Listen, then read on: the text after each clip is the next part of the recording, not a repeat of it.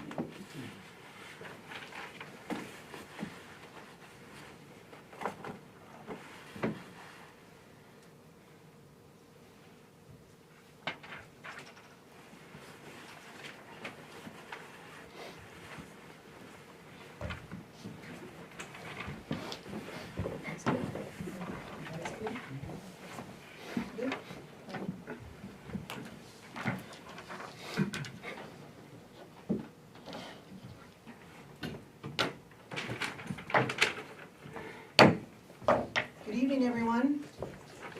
Welcome to regular select board meeting this evening, Wednesday, December 17th, 6 p.m. And we're meeting in the Bethel Town Office meeting room. We have a full board here this evening, so we do have a quorum. We're joined by Manager Sharon Jackson, as well as Clerk Tracy Walker. And again, it's nice to see you all here. So we will continue on, and to flag salute. Please join me in the flag salute. I pledge allegiance to the flag of the United States of America and to the republic for which it stands, one nation, under God, indivisible, with liberty and justice for all.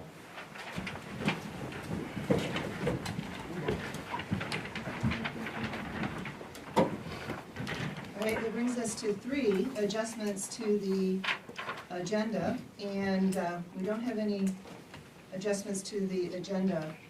Board members, you have an agenda that was put at your table this evening, and the difference to the posted one is that there is an amount in 11B, the warrant. So that amount is $274,357.02. That's on the agenda, that's on the table. And then I just have one correction for when we get down to it. That's 10J. Discuss an action to appoint 2 applicants to the Ordinance Review Committee. We have 1 vacancy at this time.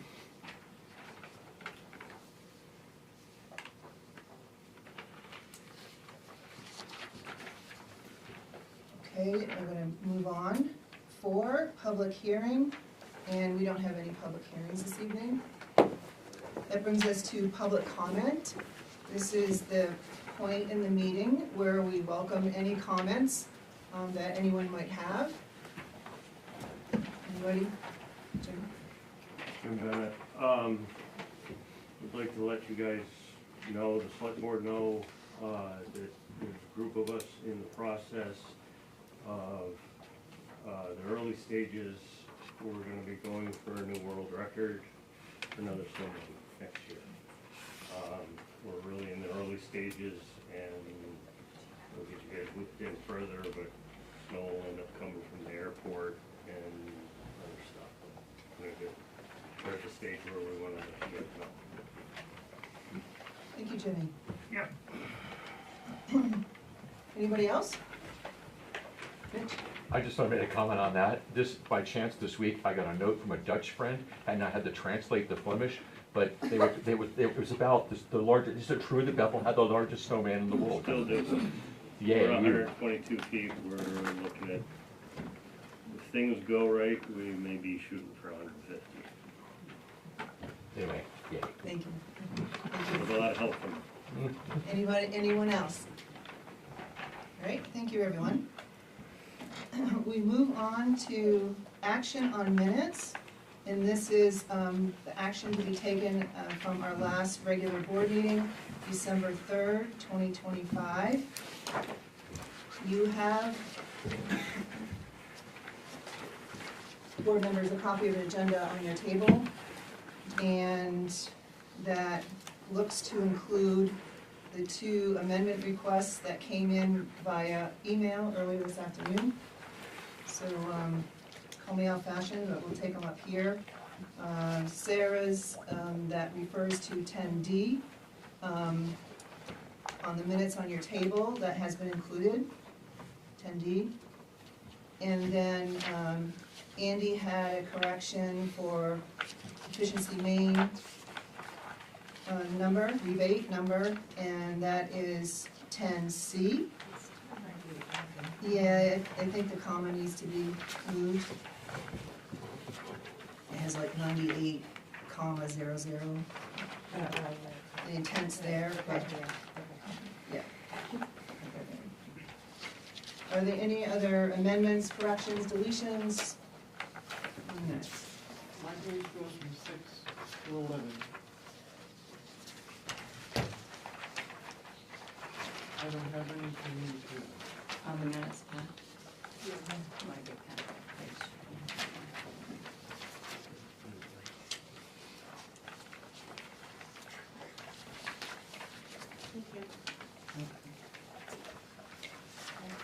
Any comments? Any amendments? We have a motion, if you want. I'll make a motion that we accept the minutes from Wednesday, December 3rd. Second? All those in favor? And the motion passes unanimous. Thank you.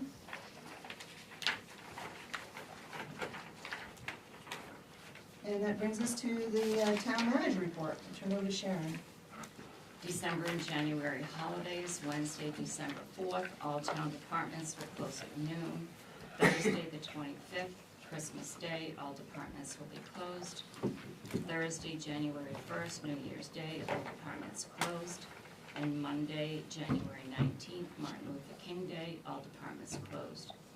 January select board meetings will be January 7th and 21st. Payroll warrant 32 dated 12/16 is in your packet. Department head reports from rescue and fire. Email from Karina Walter, she is resigning from the ORC committee. That will leave the second opening in that committee that we will be advertising for. The term will run out December 31st of 2026. We closed the office from 12 to 1 p.m. today for the office Christmas luncheon. 23 sewer liens were mailed yesterday and filed at the registry. Total outstanding balance of principal and interest for all accounts is $75,119. Our pre-application for the heat pumps was approved by Efficiency Maine. The estimated installation is April-May of 2026. The $250,000 Maine Trails grant that Inland Woods and Trails applied for on behalf of the town of Bingham Forest was not granted. Inland Woods and Trails is looking at another grant and will update us about this grant at a later date. Tony Donovan, the Bethel Residences project, will have a ribbon cutting on Tuesday, December 30th at 11 a.m. at the location. And he called me yesterday to invite the select board and planning board manager to this event.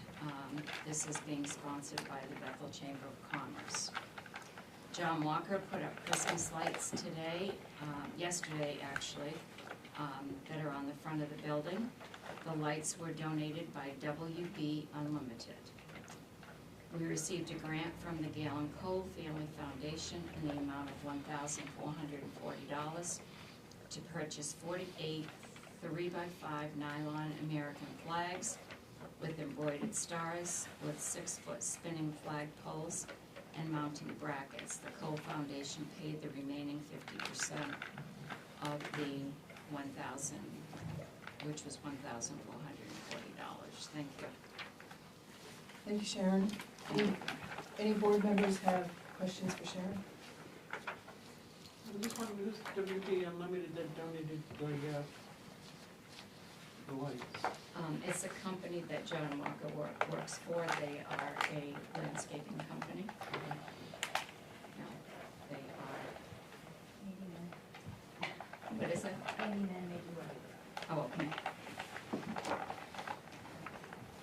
Any other questions? All right, hearing none, we'll continue on. That brings us to department head reports, and in Sharon's packet, there's a written report from the fire chief and the rescue chief. Thank you for that.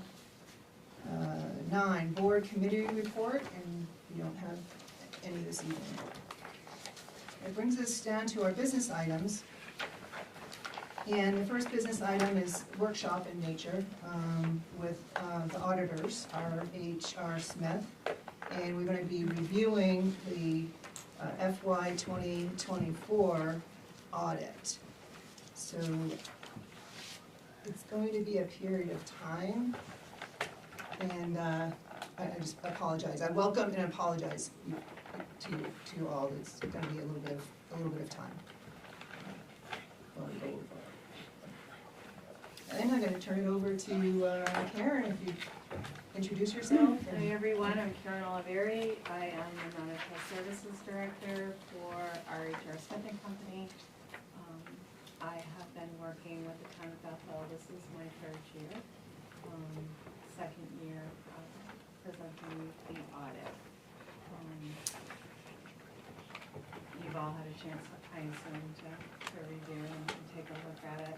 I think the first thing that I'd like to start with is on page 16, it's statement C. I think this is the question that everybody, the first question that everybody wants to know and talk about is their unassigned fund balance for the general fund. And for 2024, the unassigned fund balance was $121,529, which equates to about 6 months of operating. So that's very healthy. And as far as revenues and expenses go, for governmental activities, your revenues increased in '24 by 8.46%, and then expenses increased by 13.4%. And what page are you on? It's on 16. Still on 16? No, I'm just talking about just the revenues and expenses. It's page 9. Page what? Page 9.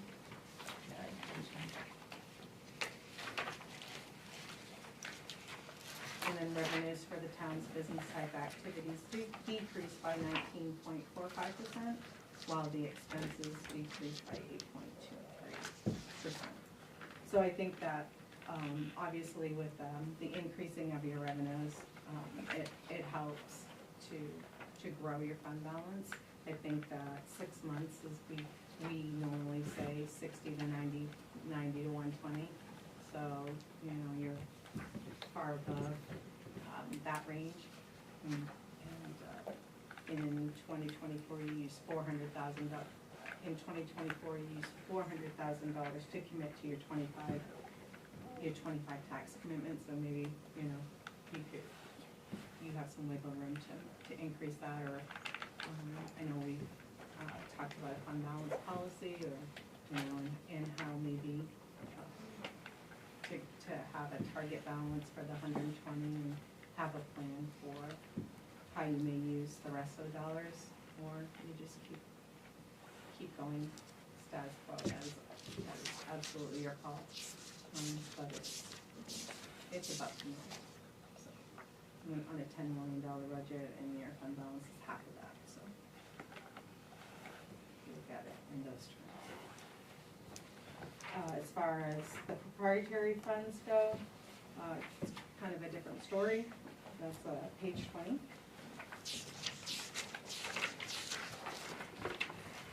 airport and the sewer are both, there's a deficit in the unrestricted fund balance. But that's the story that it was last year as well. Based upon the fact that all of the liabilities, your debt, your accrued compensated absences are in there, and depreciation.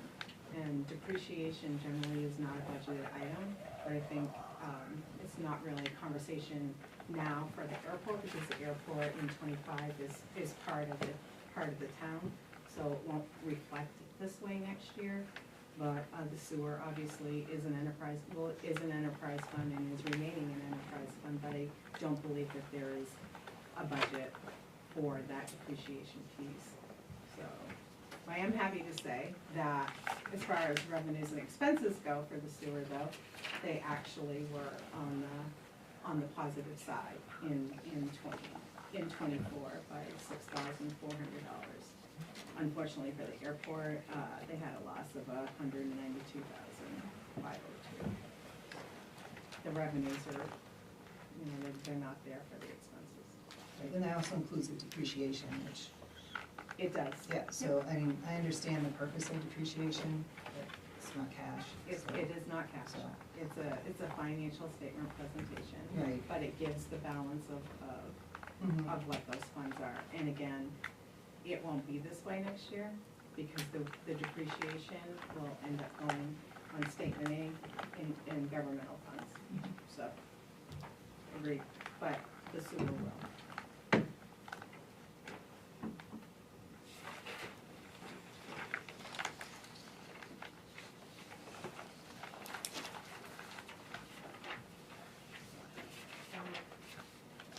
On page 40, there were some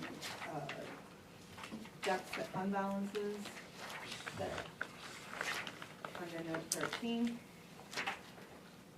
there was a deficit for FEMA and special revenue for $144,605, which was actually taken care of in FY '25. There were FEMA monies that were received in December and May. December of '24 and May of '25. There may be in '25 for FEMA a deficit of maybe $3,000, which probably will have to get pushed back to the general fund, because the estimate of what you thought you were going to get from FEMA, you didn't. But that'll come out in your FY '25 audit. It's approximately $3,000. It's a little over 3,000, Michelle. And then there was a deficit in the cemetery restoration for $65,766. That also was covered in the June '25 warrant, your town meeting warrant, to cover that deficit by your general fund balance. So there'll be a transfer in FY '25 to cover that deficit. So basically, there's just this EBS demo and some admin equipment, and if there isn't a plan to take care of those deficits, part of the general fund should, I don't know if there's a plan to, they're very small. And it's similar to an overdraft. I think that, and it could be, Michelle, that maybe it shouldn't have been there, right? It's sitting in special revenue, but maybe it really was for the demo, maybe it really was a general fund expense that sat, but it's not material, right? It's not material in nature, but they probably belong in general fund, because if there aren't any fund balances, then to offset those expenses, it goes. But every year, we get better. Every year, we're making much better strides. I can definitely tell you that, so. And then, as far as departmental budgets go, you look in the back.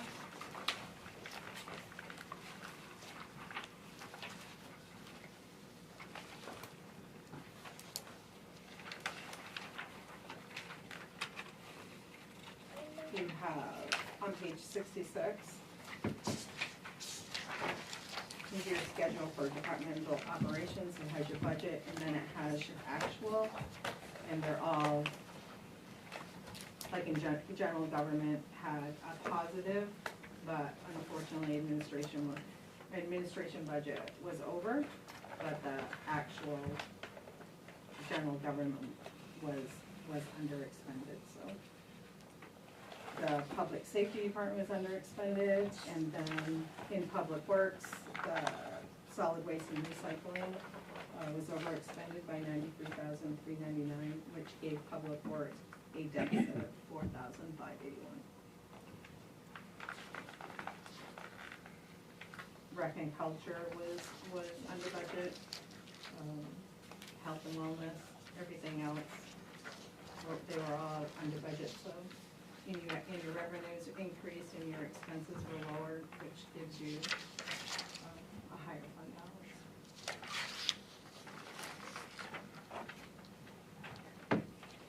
That increased the fund balance by $367. Yep, and then your revenues were, increased it by $367, and then you had an increase in your revenue, so I think the overall increase in '24 was a little over $800,000.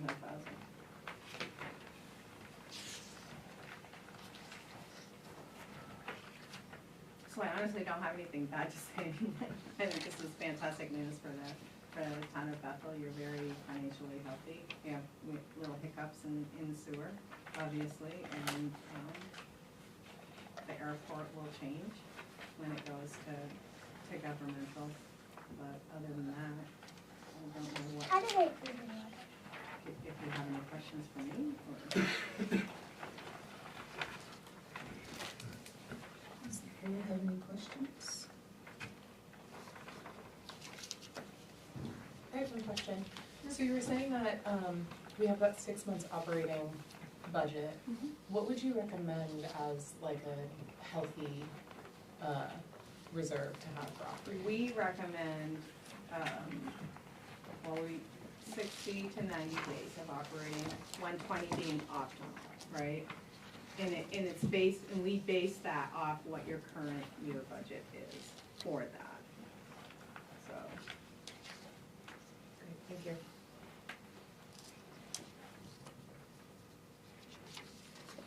I think a fund balance policy, regardless of what it is, would be a great tool for the town of Bethel.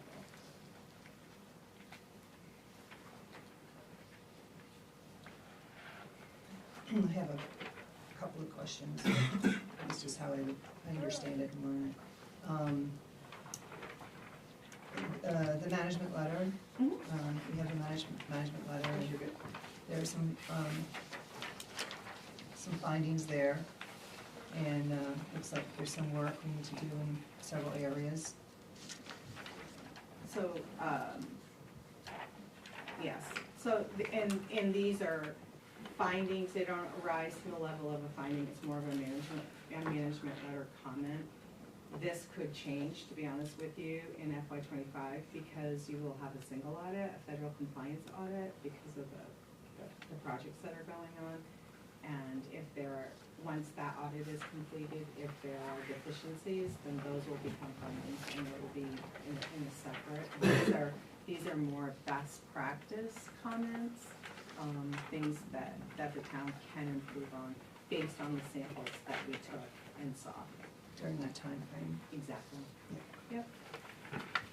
I think some part of it is, like with the cash receiving and things, I think it's knowing exactly your system, and you have had a changeover in employees, and so you have to learn the system, and sometimes it's not forgiving.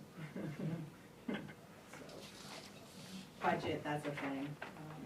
We like to see a budget posted that's balanced, right? And we want to see that it's posted via the same town meeting warrant, and that everything matches and the revenues equal.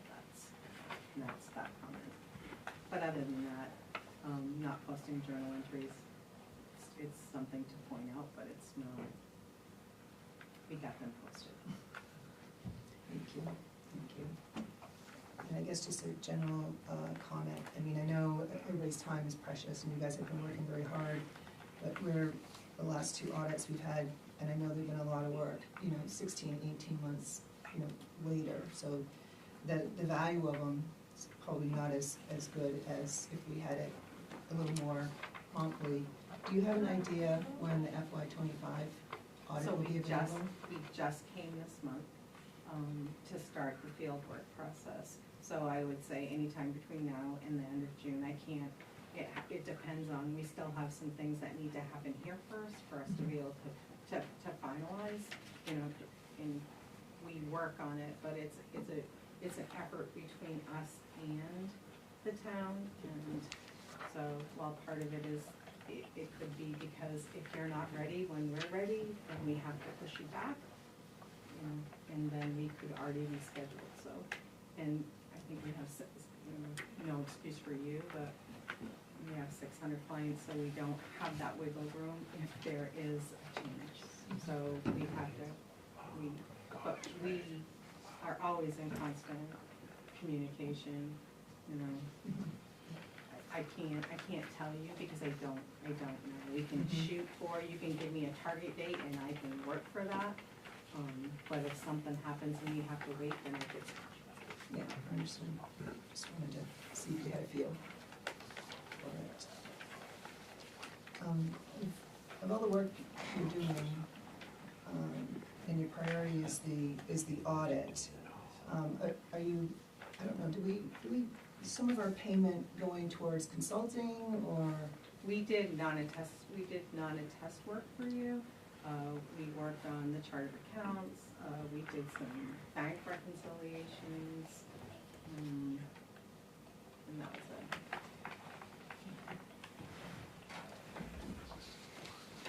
Done totally separate from people that actually did that. Need to say that, Sure. Thank for you. independence purposes. Thank you. I don't want to dominate, too. So when Do you you, have when you questions? say we should have a fund policy, we need to not be so high? No, I'm not saying that. Or- I'm sorry. not saying that at all. What I'm saying is that you have this money, but you don't have a plan for it. So if you have a fund balance policy, kind of like what you have for your code, it gives you the roadmap of how you want to handle that amount of money. If this is what you want to have 6 months worth of fund balance and that's your policy, then that's your policy and that's great. But it leaves it open for interpretation for not when you don't have one, but when you have a policy, and there are many forms of policies out there.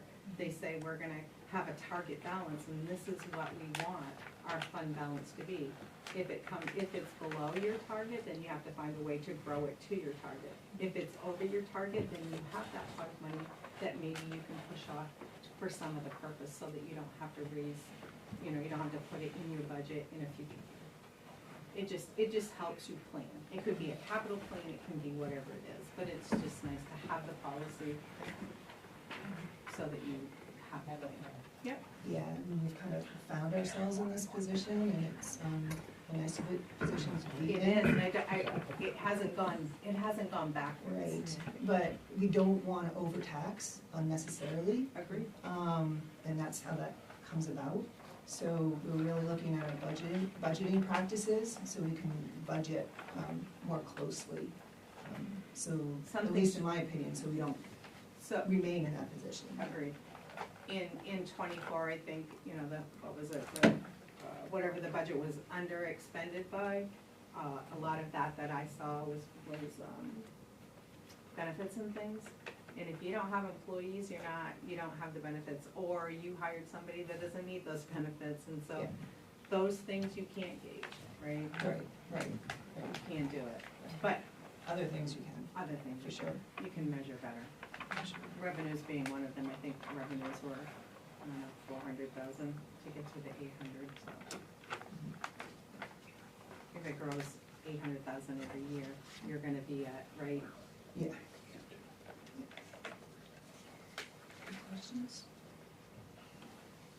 I mean, it's a lot to digest, and really appreciate you taking the time. Kind of want to keep the door open if we have any other questions. Anytime, if you that we ever have can- any questions. Sharon has my email, you can share them with her, I can be happy to respond. Very good. Thank you very much. You're welcome. Appreciate it. Thank you, Karen. You're welcome. Merry Christmas, everyone. Thank you. Happy holidays. Thank you.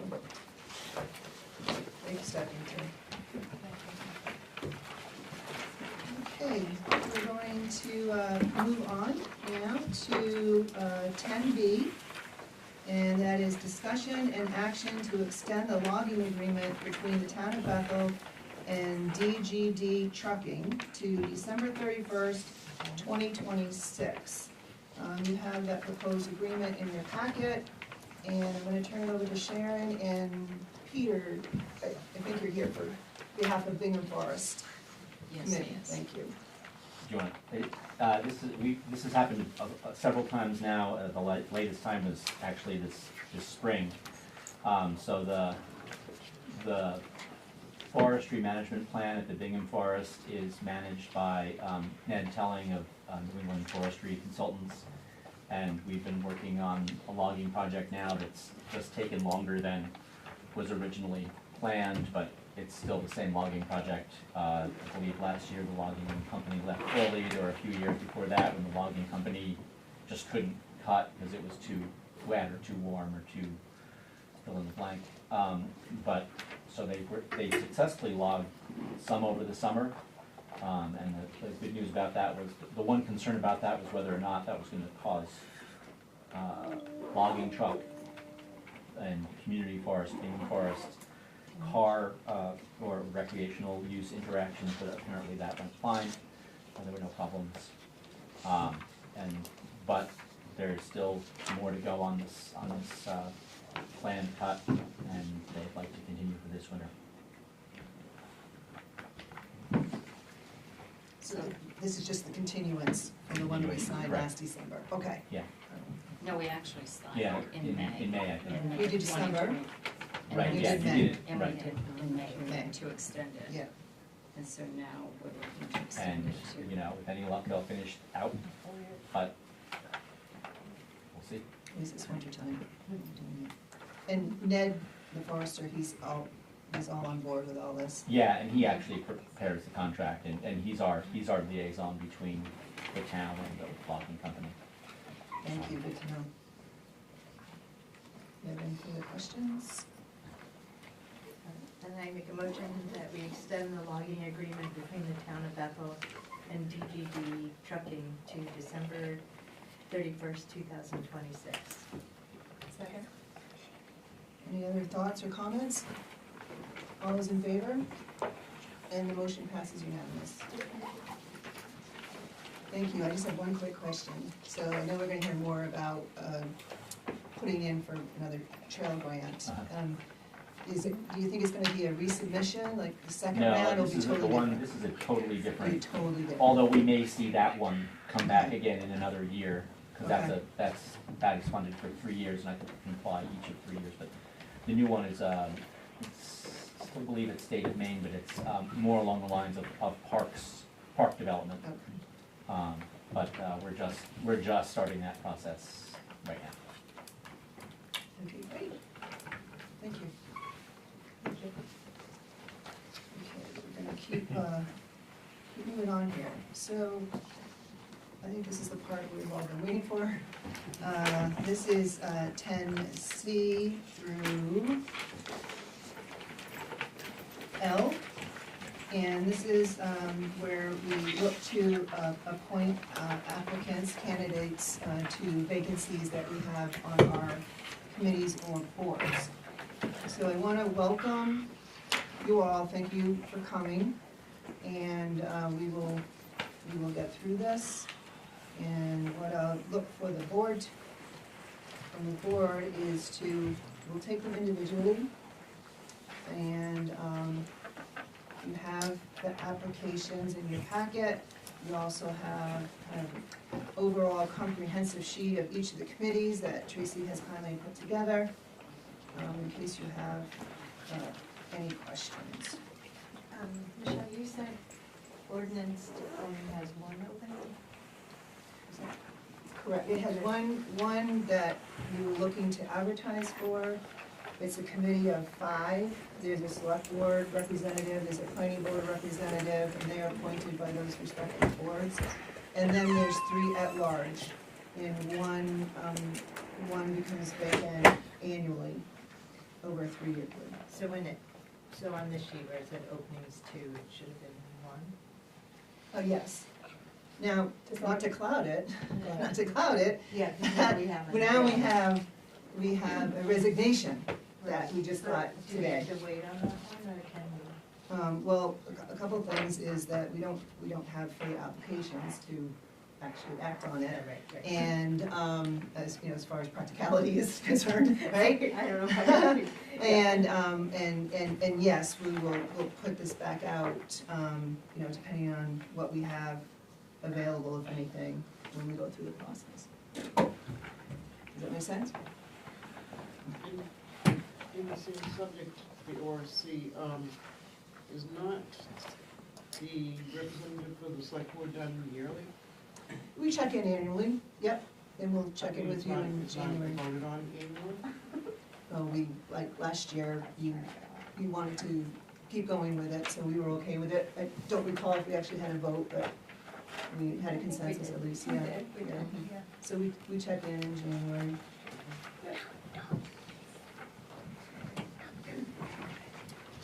Okay, so let us start with 10C, and this is for the Board of Appeals. So there are 2 vacancies that the terms ended, or will end this December 31st, and we have 1 applicant. Jeff Martin. Is Jeff here? No. I don't No. even tell me. I saw him earlier today, but he's not here. He's my town. Maybe he left afterwards. And I would entertain any action that the board would like to take. I will make a motion that we appoint Jeff Martin to the appeals board for the term January 1st, 2026 to December 31st, 2028. Second. Any thoughts or comments, questions? Hearing none, all those in favor? And the motion passes unanimous to fill one of those openings. So with no further candidates, we'll be going forward with 1 vacancy for the term that ends in December 31st, 2028 at this point for appeals. We move on to 10D, which is discussion action to appoint 2 applicants to the Board of Appeals for a 3-year term, January 1, 26 through December 31st, 2028. So we have 2 vacancies on that authority. Okay, it's for airport, right? Yeah. Okay. And we have 3 applications: Randy Archie, Edwin Lovejoy, and Gary Morissette.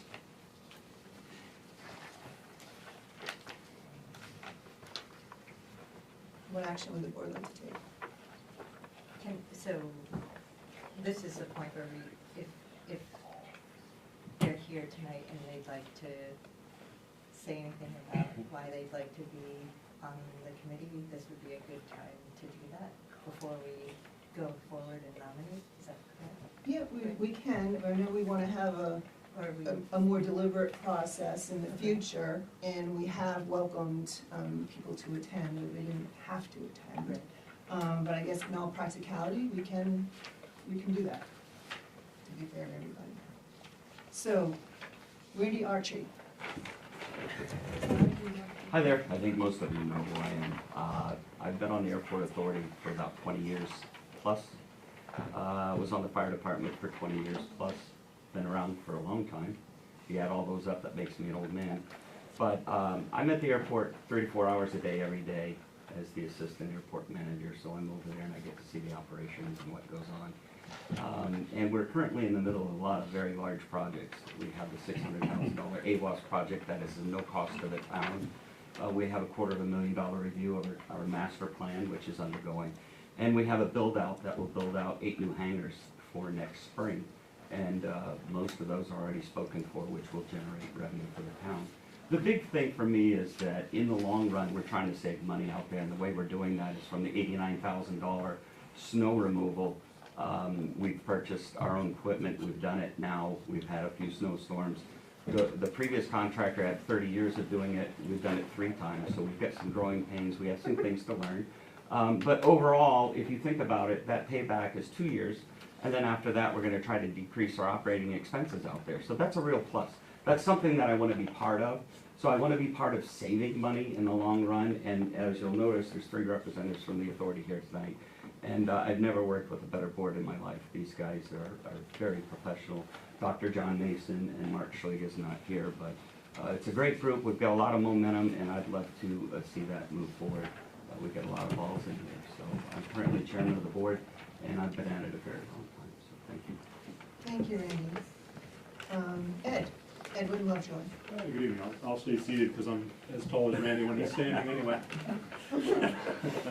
Ed Lovejoy, I'm finishing my first term with the Airport Authority. As Randy said, I think we really have some momentum on a lot of good projects. For me personally, I'm 30 years in the aviation industry. I have a degree in aviation business administration. I'm a certified aviation manager by the National Business Aviation Administration. Short story, this is what I do for a living anyway, so it's just an extension. I manage about $400 million in client assets in aviation, translates to about $100 million annually in operating expenses. So my job is to know where every dollar of $100 million is spent on behalf of my clients. And this, so when I go to an authority meeting in the evening, it's just another day at work. So I hope to continue that. I think I've contributed positively these last few years, and we are really on the cusp of some really good projects. So looking forward to another 3 if you'll have me. Thank you, Ed. And Gary Morissette. Hello, nice to meet you all. I'm fairly new to town, full-time anyway, since last spring. I've got a background in aviation. I'm not gonna go into all of that. I'd love to get involved in the airport, but I recognize the value that I haven't met these 2 guys before, so I'm gonna make this very easy for the select board. I'm gonna pull my application here at this point. But I'd like to get involved in helping the board. Absolutely. In the future, I'd like to, see what I can do, even if I'm not a part of it officially. I'd like to get involved and try to do what I can. I'm a former Navy pilot, retired. I worked for a couple different companies. There you go, Navy. Okay, I flew A-7s out the Enterprise for a few deployments. That was kind of fun. But I also worked for the FAA the last 5 years, doing a lot of work with the flight service contracts. You pick up the phone and call Leidos, and it's the contract that I was running. So I've got background in aviation. And I'm currently still flying. But it's kind of hard for me to get down to Lawrence, which is where the FBO, I'm a member of the flying club down there. So getting more involved up here is what I want to do, and I think I can do that now that I've met these 2 guys. I don't have to be a part of it. But maybe in the future, if some other folks, there's some vacancies that open up. So I'll make it easy, like I said. Well, thank you. Okay. Again, thanks to everybody. I mean, by putting in an application and stepping up, there's value to all of it, and I'm glad you guys have connected. Yeah. And it's quite impressive to have 3 people with that much experience in a small town. So that's amazing. No offense to the rest of you. Okay, what action would the board like to take? I will make a motion to appoint, should I do both in one or each separate? We're going each separately. Yeah. All right, so I make a motion to appoint Randy Autry to the board, to the airport authority for a 3-year term, January 1st, 2026 to December 31st, 2028. Second. Any other questions or thoughts? Hearing none, all those in favor? And the motion passes unanimous. Okay, one vacancy is filled. Then I make a motion to appoint Edward Edwin Lovejoy to the Airport Authority for a 3-year term, January 1st, 2026 to December 31st, 2028. Now second. Any other questions or comments? All those in favor? And the motion passes unanimous. Thank you. Thank you. Okay. Then we go on to the Recreation Board. And we have 2 vacancies, and we have 2 applications, Lindsay Gagnon and Cindy White. And Lindsay's from Bethel, and Cindy is from Newry. And we welcome our SAD 44 towns, and in the code it spells it out, and as long as Bethel has majority representatives, we can entertain our SAD 44 applicants. And don't, they're not here, neither one is here. Okay. I've gotten to know Cindy a little bit this fall. She just moved here, but she does have extensive, I mean, you can see from her application, but she has done so much with recreation. She's the head of Parks and Rec in Burlington, Vermont. For a long time, so she's, I think, a wealth of knowledge.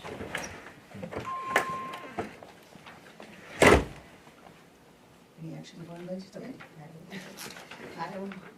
I will make a motion to appoint Cindy White to the Recreation Board for a 3-year term, January 1st, 2026 to December 31st, 2028. Thank you. Any other thoughts or comments or questions? Hearing none, all those in favor? And the motion passes unanimous. Cindy? And I make a motion that we appoint Lindsay Gagnon to the Recreation Department for the Recreation Board for a 3-year term, January 1st, 2026 to December 31st, 2028. Second. Any questions, thoughts, or comments? You in second. I was gonna say. Right. All those in favor? And the motion passes unanimous. All right. Thank you, Cindy and Lindsay. We're at Bingham Forest Advisory Committee, and this has 1 vacancy available. And we have 1 application, Neil Scanlon. And Neil's not here this evening. It says there's 2 vacancies. Am I looking at it wrong? One of which is the water district, it says. Right, so that just, is that okay if I talk? Yeah, sure. Sorry. Yep, go ahead. It's just really quick. So I think this year the water district voted that they no longer feel the need to have a member, an ex officio member on the Bingham Forest Committee, which would,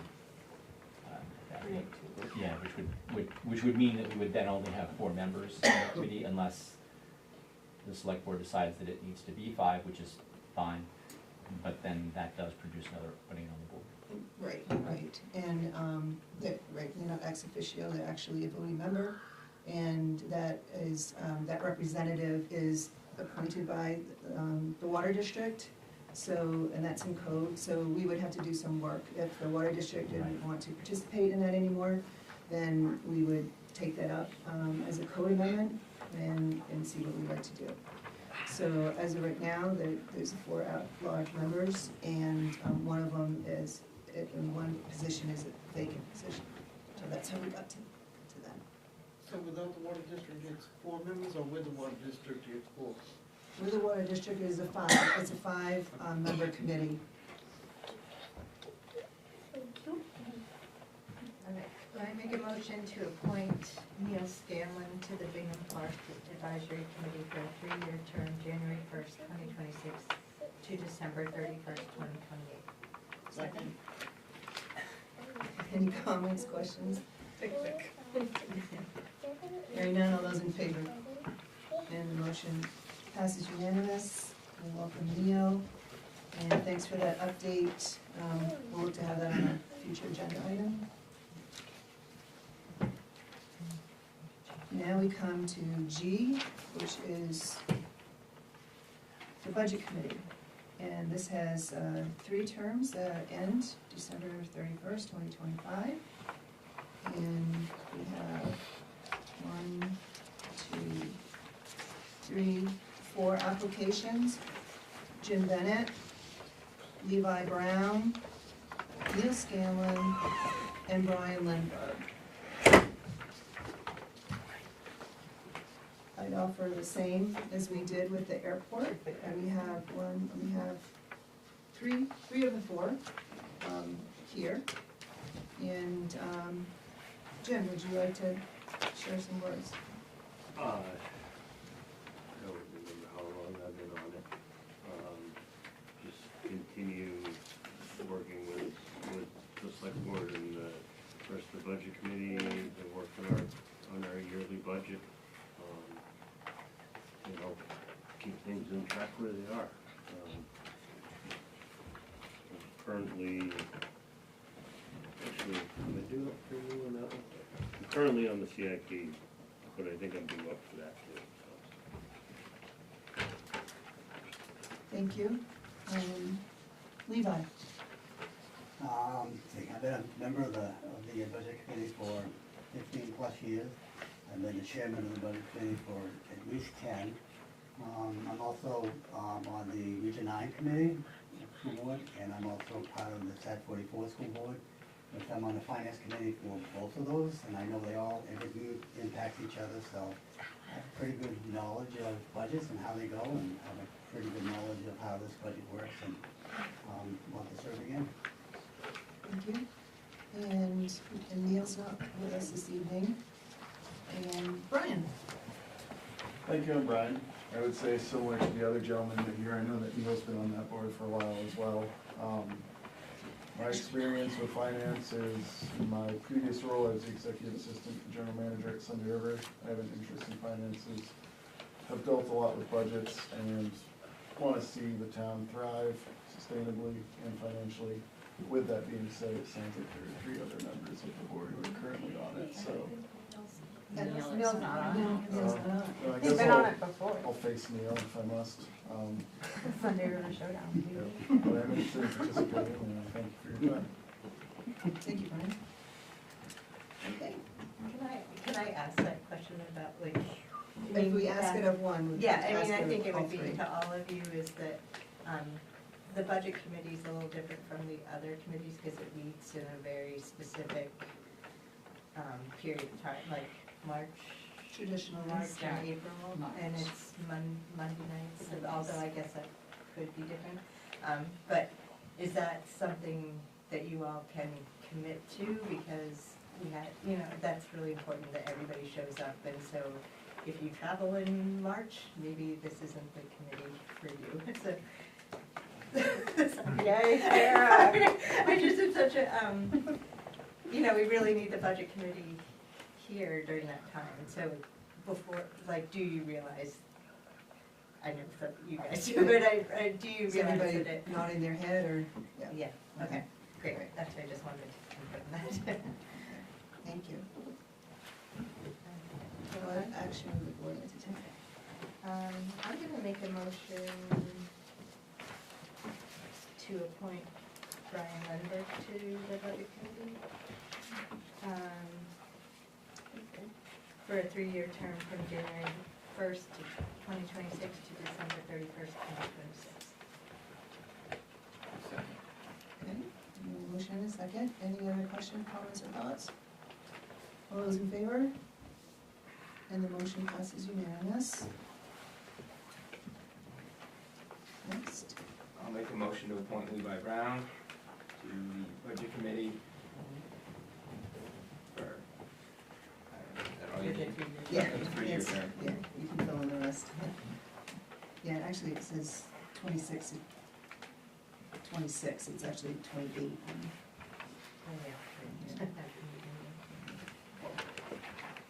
A second. Thank you. All right, any other thoughts or questions?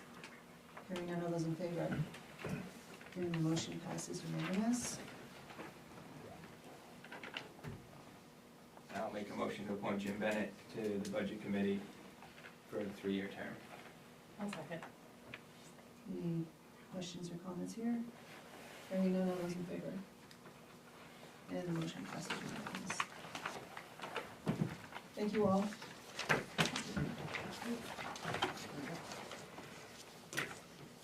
That brings us to 10H, which is an appointment, one vacancy to the Capital Improvement Committee.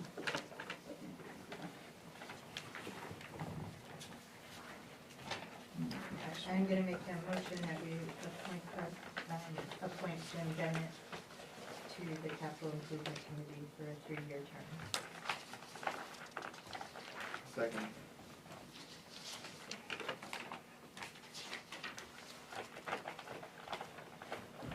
I'm not confident that it's a 3-year term. I believe it's a 1-year term.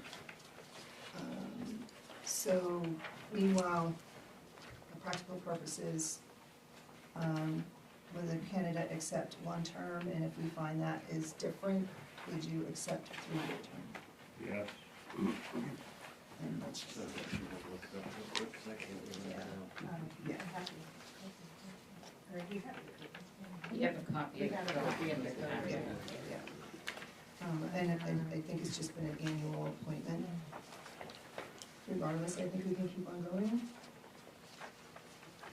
And we'll get back, if that's the appointment, we'll go back to.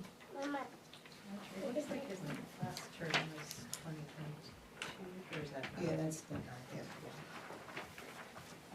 It just, it comes up in trio for the period of time that they participated, so it could be 3 1 terms. Did something in the code book though say that all committees were 3-year terms? In the code book, some of them say 3-year terms, and then others say determined by the select board. In any event, would we have a motion? Yes. Okay, maybe a second. And the applicant is okay with either the 1 year or 3 year, and once it's confirmed. Are there any other questions, comments? Hearing none, all those in favor? And the motion passes unanimous. Thank you.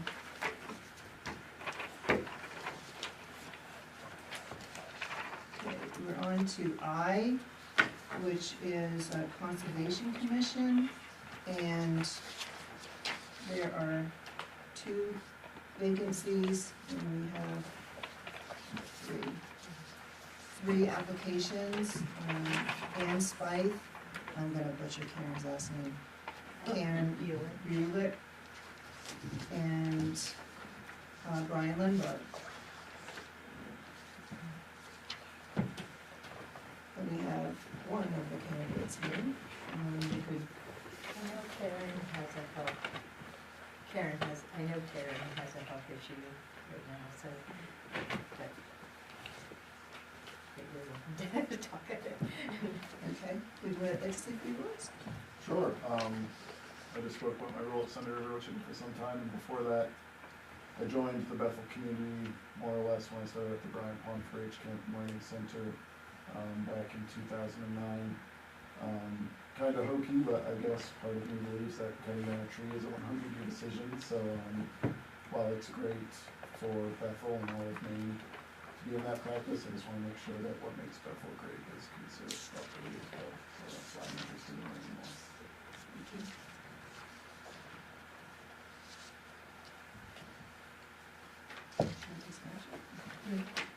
Is there action you'd like to take now, or is there a question? Well, I guess just for, can I give some, I have worked with Karen and Ann, is it worth saying a few things or not? Yes, yeah, okay. Yeah, and they've had the role prior to, so they're. Yeah, so the Conservation Commission has been working on, the community, we submitted another community resilience grant that we'll hear about in January, and Karen and Ann have been very much a part of that so Amy, I'm just saying that he did contribute a lot to writing the grant, and Karen has a lot of experience with grant writing, is a good writer. She's an environmental science professor at Dartmouth, so she has a lot of good qualifications for helping us with, if we decide to do further grant writing. And Anne also did a lot of work in terms of the, for the grant we wrote with the window dresser, like the insulation piece, or the weatherization of the building piece, so they both have contributed quite a bit too, so I just wanted to let you know. Thank you, Sarah. Can I just comment? Sure. I have worked with both Ann and Karen the past 2 years when they've been on the Conservation Commission. And they both have contributed quite a bit. They're both very knowledgeable in writing the last 2 grants that we wrote. And both could not be here tonight, but they are asking to be renewed to their 3-year term. I think that they both made a positive impact on this committee. I guess no offense to Brian, that would lead me to believe we should, I'll probably just vote to re-up the 2 current ones, so.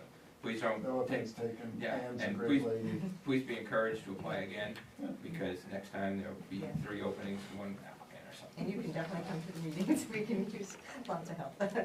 Yeah, I won't fight it. One thing I will add, just for fun though, for future consideration, is I've also written over $500,000 in grants. and Thanks, I'd be yeah. happy to lend those skills in the future. Shameless plug. Yeah, yeah. Well, then, And thank you for coming Yeah. too. Of course. What action would the board like to take? I'll make a motion to appoint Ann Speth to the Conservation Commission for a 3-year term. Second. Any other questions or comments or thoughts? All those in favor? And the motion passes unanimous. And I'll make a motion to appoint Karen, what was it? Buick? Buick? Karen Buick to the Conservation Commission for a 3-year term. I'll second. Comments, thoughts, questions? Hearing none, all those in favor? And the motion passes unanimous. Thank you, Brian. Maybe you can Yeah, share definitely. information that can get included. And now we're on to 10J. And that's the ORC, or otherwise known as Ordinance Review Committee. And that has 1 vacancy for the 3-year term ending December 2028. And we have 1 application.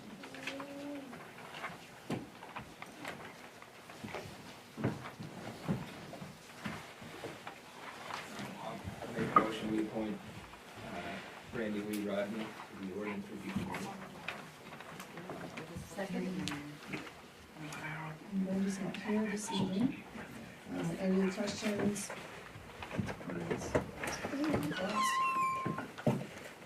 Hearing none, all those in favor? And the motion passes unanimous with Randy. Now we're at Planning Board. There are 2 vacancies there that will have a term that ends in December 2028. And we have 2 applications, Danielle Horton and Mitch Benedict, of which Mitch is here this evening. Any action?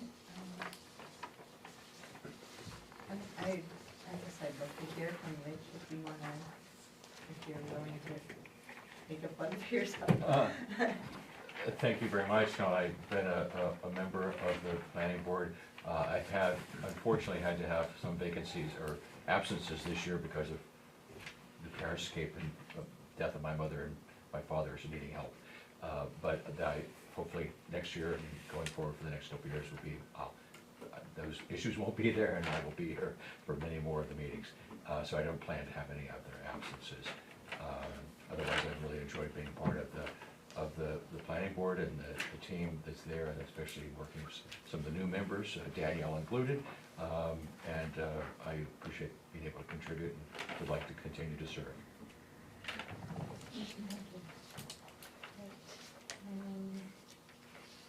Right, I will,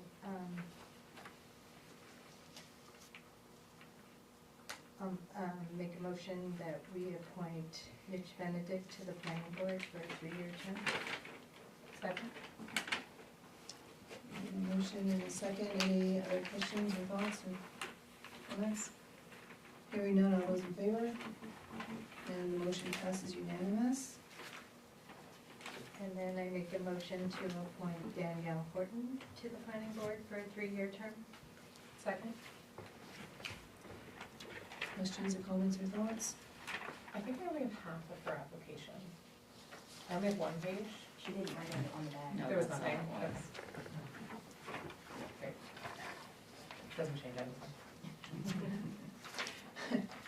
If there are no more questions, all those in favor? And the motion passes unanimous. So those 2 vacancies are filled. Thank you. Thank you. We'll move on to 10L, and this is an appointment for the vacancy of the Bethel Water District, and this is for a term ending December 2028. And we have one applicant. Daniel Hart, and he's here. Good evening. How are you? Does anyone have any questions? I'll just add that I've been a resident of Bethel for 43 years. I've been a customer of the Bethel Water District during that time. I remember reading my water amounts each month and singing it in. And I've had an opportunity to talk to and work with Scott Frazier and Reggie Brown over the years in different capacities, and looking forward to working with them if I get the opportunity.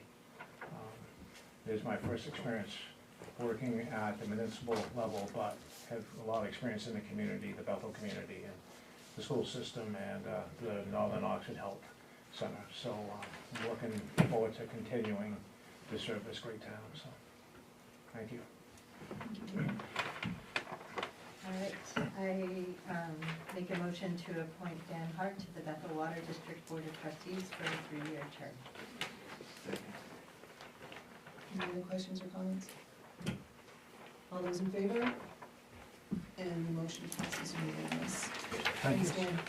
Welcome to the trustees. Thank you. Scott's leaving, it's me and Rich. Yeah. Thank you, sir. Appreciate it.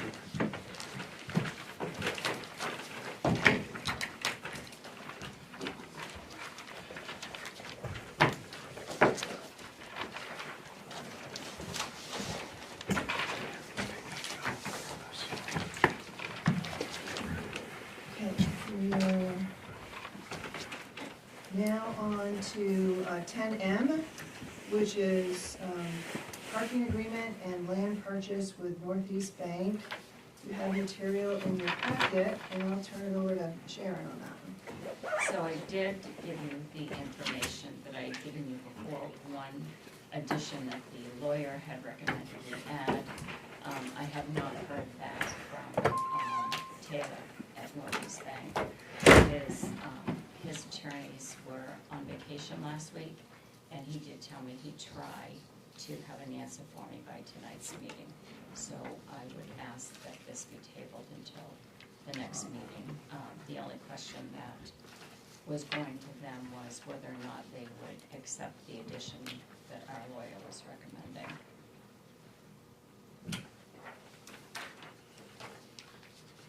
I just have one quick question, just on the letter of intent. So the cost of the survey, they're the ones that requested the survey, right? They hired Mainland, right? They hired Mainland to do the survey Okay. so that they could determine what the exact area was. Mhm. And they want us to pay for it, okay. So they're paying the 2,000 or we are? No, the 2,000 would be paid by us for the survey, and then $5,000 for the land. And we did budget we did get approval at town meeting up to the 7,000 to pay, and I specifically asked about the 2,000. But that's generally passed on to the entity buying it, so that's why they were charging us for it. Yeah, I just wanted to get confirmation that's what it was. All right, we don't have the information back from the bank that we need in order to go forward, so. I'll make a motion to table. I make a motion that we table just the vote on the parking agreement and land purchase with Northeast Bank.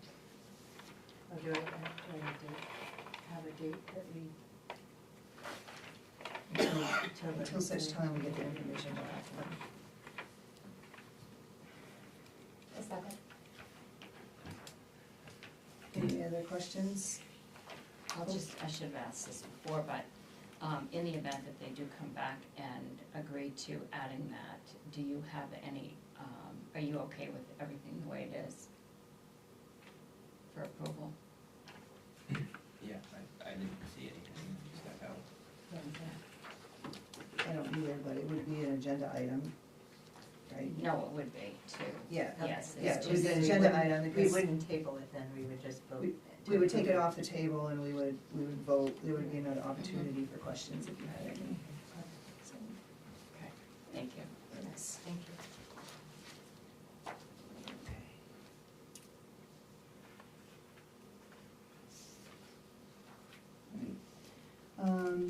Next is 10N, discussion and action to approve the select board meetings to be held the first and third Wednesday for the months of January through June.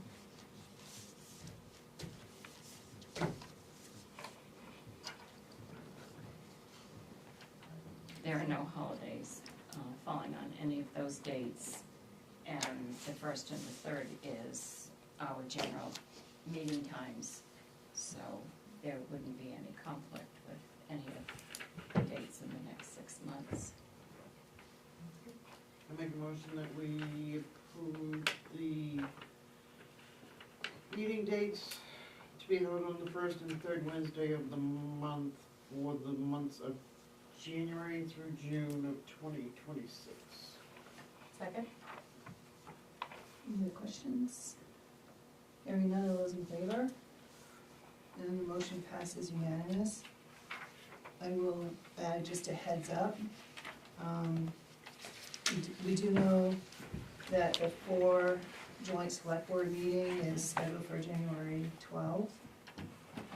And also the comprehensive plan presentation at the January 21st select board meeting.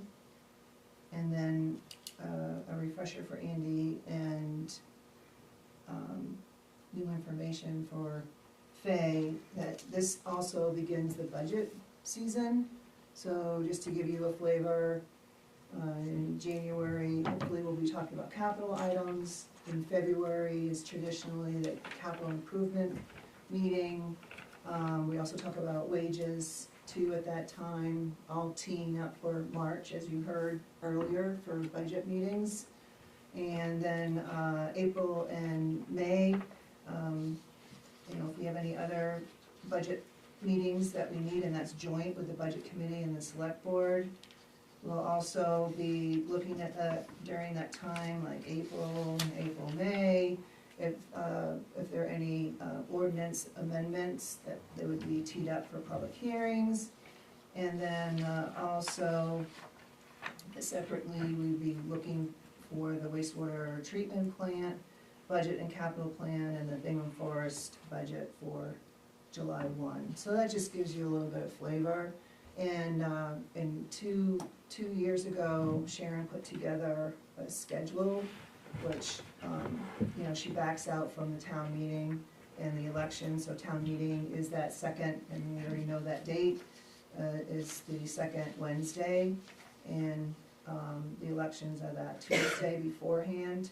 And we talked a little bit, so hopefully in January we'll have that list of that schedule and dates, so we can look to program it into our schedules. So I will present that schedule at the next meeting. It'll have all the budget committee meetings on it, the capital improvement meeting on it. It will have all of the joint budget and select board meetings on it. It will have when we will have public hearings for, that we need for code review, town meeting date, when the warrant has to be to the printers for printing, all of that. I did that last year and the year before, so, and I've always done that every year for the budget. And I did mention the 12th was our joint meeting. Yeah, I forgot about that. I don't have that, I haven't set that date yet. Is it here? Yeah, it is here. The joint No. meeting, I think it's in It's Woodstock. I Woodstock. thought it was Woodstock. Oh, that's the Yeah, Woodstock Woodstock. meeting. Yeah, yeah, yeah. So it's, that's Yeah. on Monday? Yeah, so we'll look forward to that list and go over it, and the one I had was from 2 years ago. Last year was kind of a rolling meeting as we got information, so it'll be good to have that layout. Thank you, thanks Sharon. Okay, that brings us to 10O, which is discussion and action to approve the revised transfer station use policy. And you have that information at your table. And I'll turn it over to Sharon and Scott. So this morning, the solid waste committee met. I've given you a copy of the draft of the Tri-Town Transfer Station policy for trash disposal. I've also given you a copy of the brochure that we have and of the schedule of fees, because we discussed all of that at the meeting. If you look at the draft of the policy for the transfer station, it was called the sticker and use policy when we first introduced stickers this year. And so, looking to change the name from the sticker and use policy to the policy for trash disposal at the transfer station. In the first paragraph, you'll notice that I have in red and strike through the last sentence. That was in the original policy that we drafted for the sticker use, to let everybody know that as of August 1st, all vehicles without a valid sticker would not be allowed to utilize the facility. That was put in there. We were hoping to, we ended up extending the time frame on that. So that really doesn't apply now, because we're into the policy and the procedures at the transfer station. So that language is recommended to come out. And then if you look on page 2, we've added in red, it's for when the scale is put in. So I've taken that from another town's policy. Scaling is required for all disposals by commercial haulers, residents, and property owners who are disposing of demo, furniture, shingles, and bulky waste. It was asked to define those categories and include shingles, which I did include shingles in that statement. And then I go on to write that after the final scaling, well, it is required that people weigh in on the scale, then dispose of waste, and proceed back across the scales after the final scaling. People need to go to the scale house and pay 10 cents per pound for the waste disposed of. If you look at the brochure we have does have a list of all construction and demolition debris. So that was not included in the language in the policy. It can be, but I didn't include it all.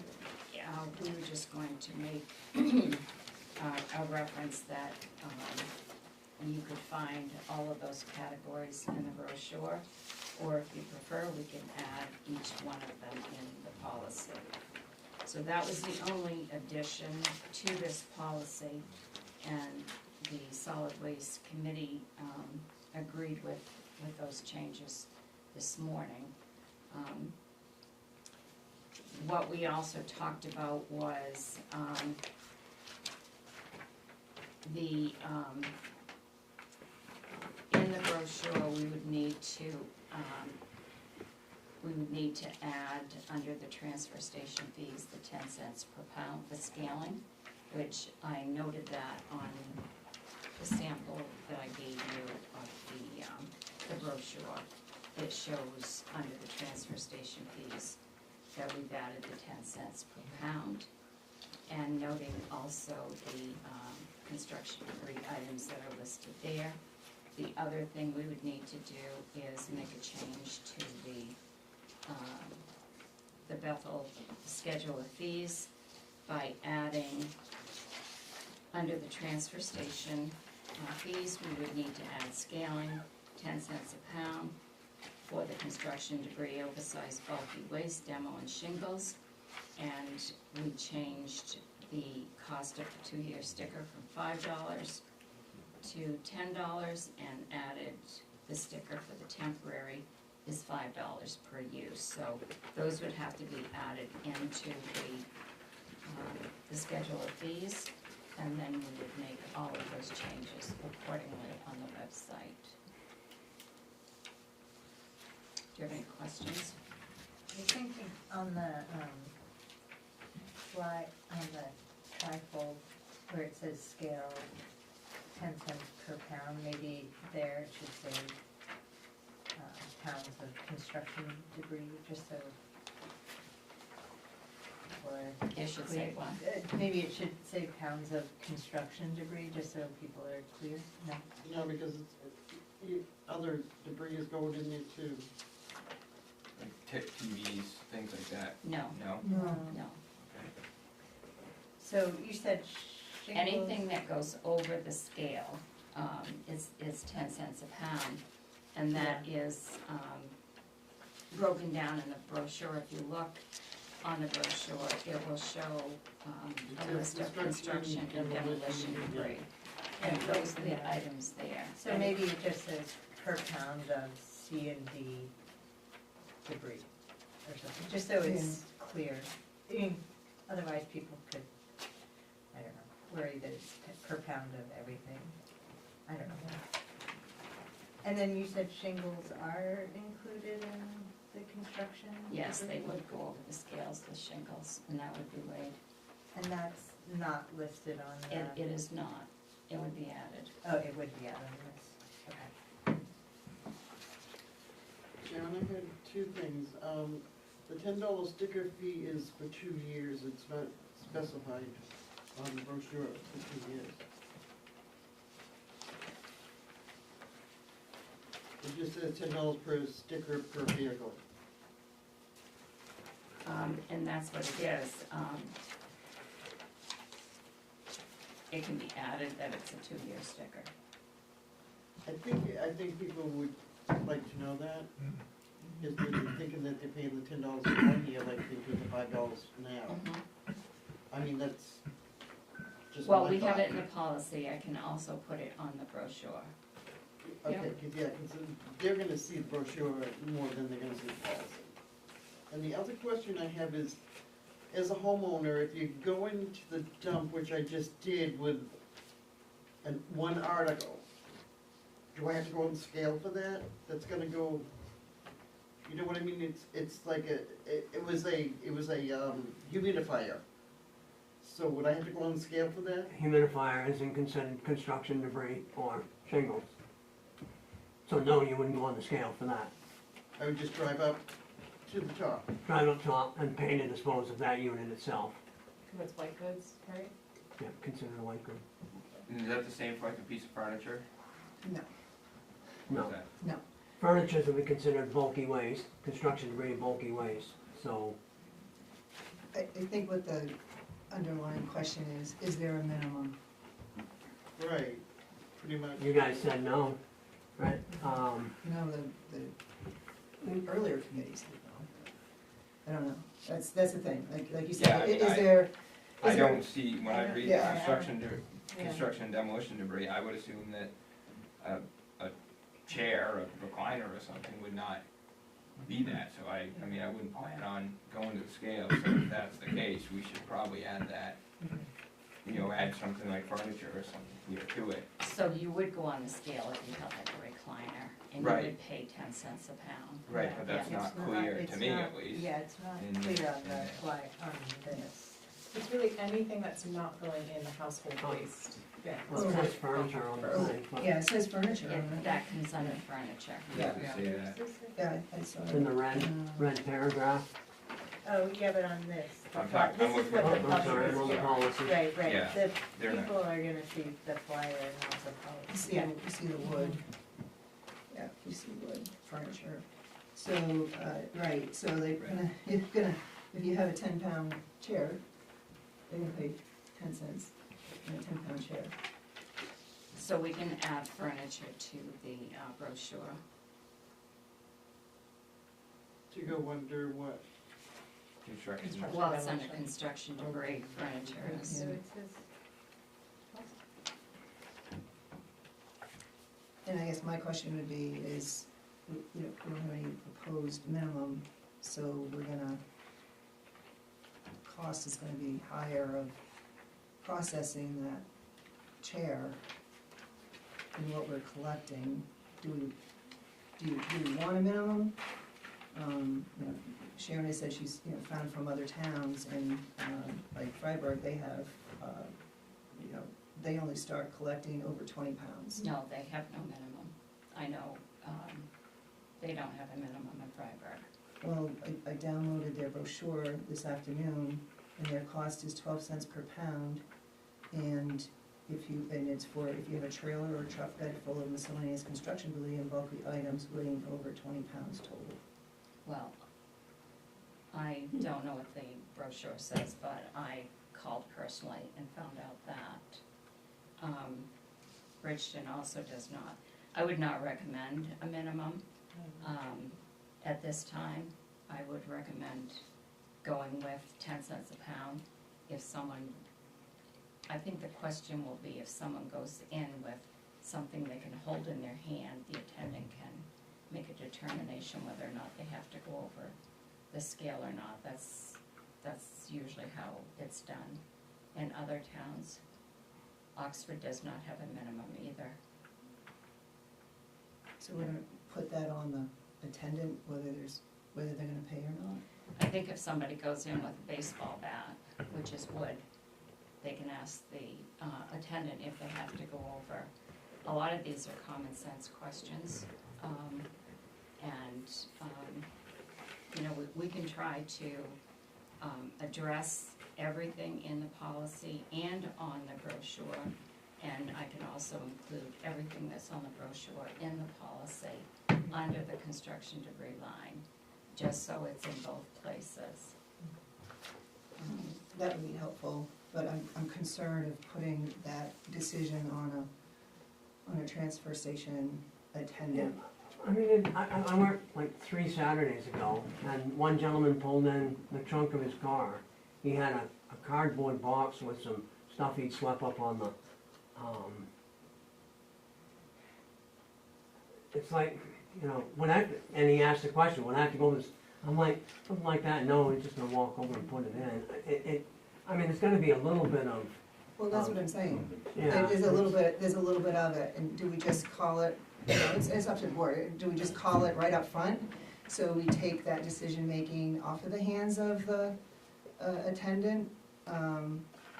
Or do you have it in your operating policy that you're gonna allow the attendant to do that decision, and I don't know. I haven't written that in because that decision hasn't been officially made. Right. I'm still working, I haven't finished the policy yet, I mean, the manual yet. but like, before the scales, if that person came in, it would be going in the regular trash, right? He wouldn't have been driving that up to the. He'd drive up to the, we He don't wouldn't- have the scales in operation right Right, now. if you just did it like the old way, Yeah, somebody who comes in with a box with a little bit of wood, They wouldn't have gone up, would they have gone up to the construction Yes. fee? They would. Yes, Yeah. that's where it would go. They wouldn't have just gone in. That's where it the house. belongs. Okay. They would- It sounds like functionally we're talking about minimum. So it might make sense to put it in the policy, to start with a minimum. But Cause then they still I have wouldn't to go agree to to scales. that, because then they have to go and weigh, if you're gonna Mhm. have a minimum, Yeah. then they're gonna have to weigh to see if they meet the minimum. Right. I okay. think that That makes sense. allowing staff to make judgment calls like that, we have to rely on our staff to be able to know their job, and I totally support that, and I think that they can do that.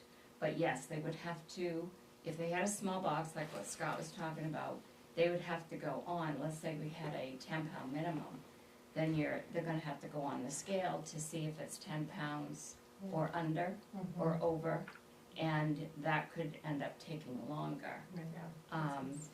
Well, I guess to me though, you could use the same, if you're willing to use the common sense theory, you could still use the common sense theory with there. I mean, Right. a baseball bat doesn't weigh 10 pounds, we know that. Right. It The says, scales, baseball right. bat says the weight right on That's the. right.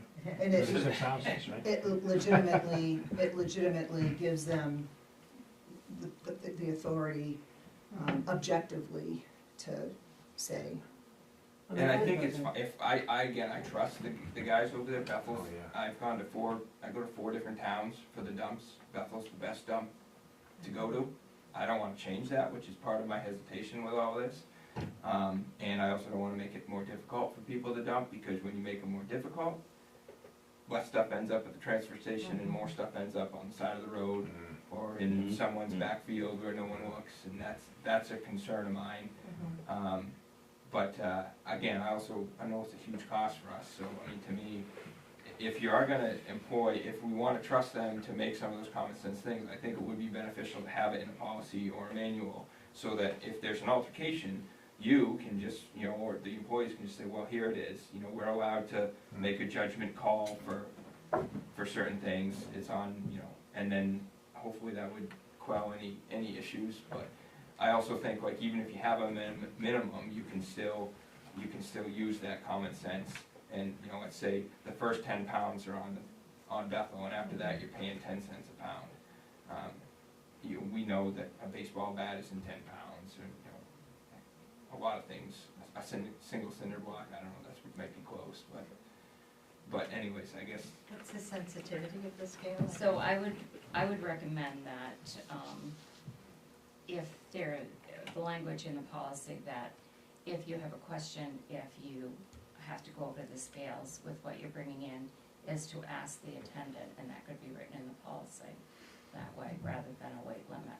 Because if there is a weight limit, then they're going over the scales an additional time to determine whether or not they meet the minimum. Well, that's kind of how it's set up now. Everybody who comes in is going right to the scale, going to the scale, going to the scale. And I'm not sure if we're gonna have a determination before they get to the scale. They would ask Every the time. attendant if they felt, if we put it in the policy to, if there's a question on your weight, if you have to go over the scales, to ask the attendant. That can be written in the policy that way. Yeah, something that's like, I still think a minimum might actually make sense. I think Andy's logic makes sense to me, and definitely concerned about dumping and making sure that folks know if they're coming in with something that they know is under 10 pounds, they're not gonna be asked to pay, and it might decrease the possibility of them tossing that on the side of the road, and instead actually coming in and putting it where it should be. So it creates a little bit more transparency, but I do like the idea of having a policy that says, if you believe you're under, if you are clearly under 10 pounds, talk to an attendant before going on the scale. That could kind of meet all of that. Yeah, the How whole, about if we just had a sign instead of having it in policy? I'll open it up just for a second. Sorry if I know it's not a public comment period, but I'll open it up for a second, yeah. something just to consider, if you do have a minimum, don't put it past somebody with 100 pounds of debris to make 5 trips, so that each trip is Yeah. under 20 pounds. But you Then could you're do just, it, then you're just yeah. bogging down your system as well. You do it a day or something. Yeah, I mean, yeah, good. They could try. What's the sensitivity of the scale? Is it like plus or minus, like, you know, like when somebody goes up? He told us that a while back, and Yeah. I'm sorry. Because you wouldn't I wanna can't make remember the what it- minimum close to that, cause then you're never gonna know. Like, it may not even pick up 10 pounds, right? I mean, in a Man, huge I vehicle, I think they're pretty apologize. sensitive. even with, I like, think so. Oh, well, one more question. Depending on what weight they set it at, it can be in 1 pound, 5s, 10s increments. plus or minus, like, Well, no, that's what it would be set at, so it can be very accurate, but you can also, Nearest how do I say pound, it? nearest 5. Yeah, nearest 10. 5, nearest 10, yeah. But they're accurate, they have to be, they're certified. So what I think I'm hearing from everybody is, we wanna make this as easy as possible. We wanna make it cost effective. It does sound like having a minimum, would provide for then the procedure for the attendant to make an audible at when they come in. And you would have that in your operating handbook. I would see that, but overall, to treat everybody fairly, it sounds like having a minimum would, I don't see any reason why we couldn't have a minimum. But then in your operating handbook, you could allow the attendant to either have them go over the scale or make that audible if they see it's a baseball bat. Just wave them on through. And it's a learning curve for all of us. And for all of us, yeah. So it's, Yeah. and if you're coming in with trash and construction debris, you get rid of your trash first. you get rid of your trash, and then you drive go. around, roll up on the scale, get rid of your So construction. you do drive end back up around doing and- 3 laps for that, is that right? You would, no, good. Okay, that's right. You know, and same thing, whether it's trash or whether it's somebody's got a refrigerator with a bunch of stuff, Right, right. you'd have the opportunity to go get rid of that first and then come back and. So do you have any questions on any more of the changes proposed?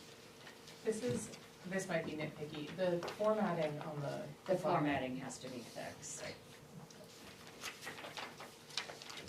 And this is certainly picky too, but I'm still gonna, we talked about it a little bit last time, but I don't really care for number 3, at least not the way it's written. I know Scott and you talked about this, and you guys will use some common sense application there too, but that's the requirement that it be permanently mounted to the inside of the window. And some of the issues I have with that are what we discussed about last time. I go to 4 town dumps. I don't want 4 dump stickers on my windshield. I can find a way to display it so that they can see it just fine, but it's not permanently mounted on my truck. And again, I think that's where the common sense side of it came to. But we're putting in here that it has to be permanently affixed. You know, there are, a lot of people don't think about these things that I do because of my career. There's safety issues. You know, you're not supposed to have stuff in your windshield. It's actually against the law to have stickers on your windshield. It's not a law that anyone ever enforces, but at least it was when I was working the road. Maybe it's changed. But then the other thing is, I don't like having the town of my residence on my windshield, because God forbid I go to Portland or something and I have some kind of an altercation with somebody.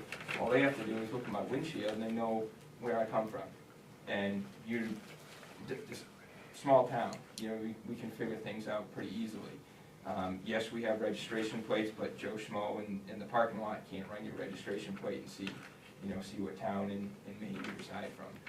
So I don't like the idea of requiring people to permanently mount them to the car. I would rather have language that just say something like, stickers must be clearly visible on the driver's side of the vehicle for which the sticker was issued.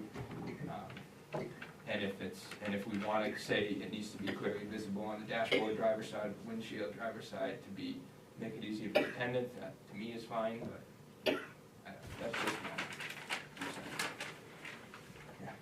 So the sticker can be on the windshield, and yes, I know what the state law says on that, or it can be on the driver's side window.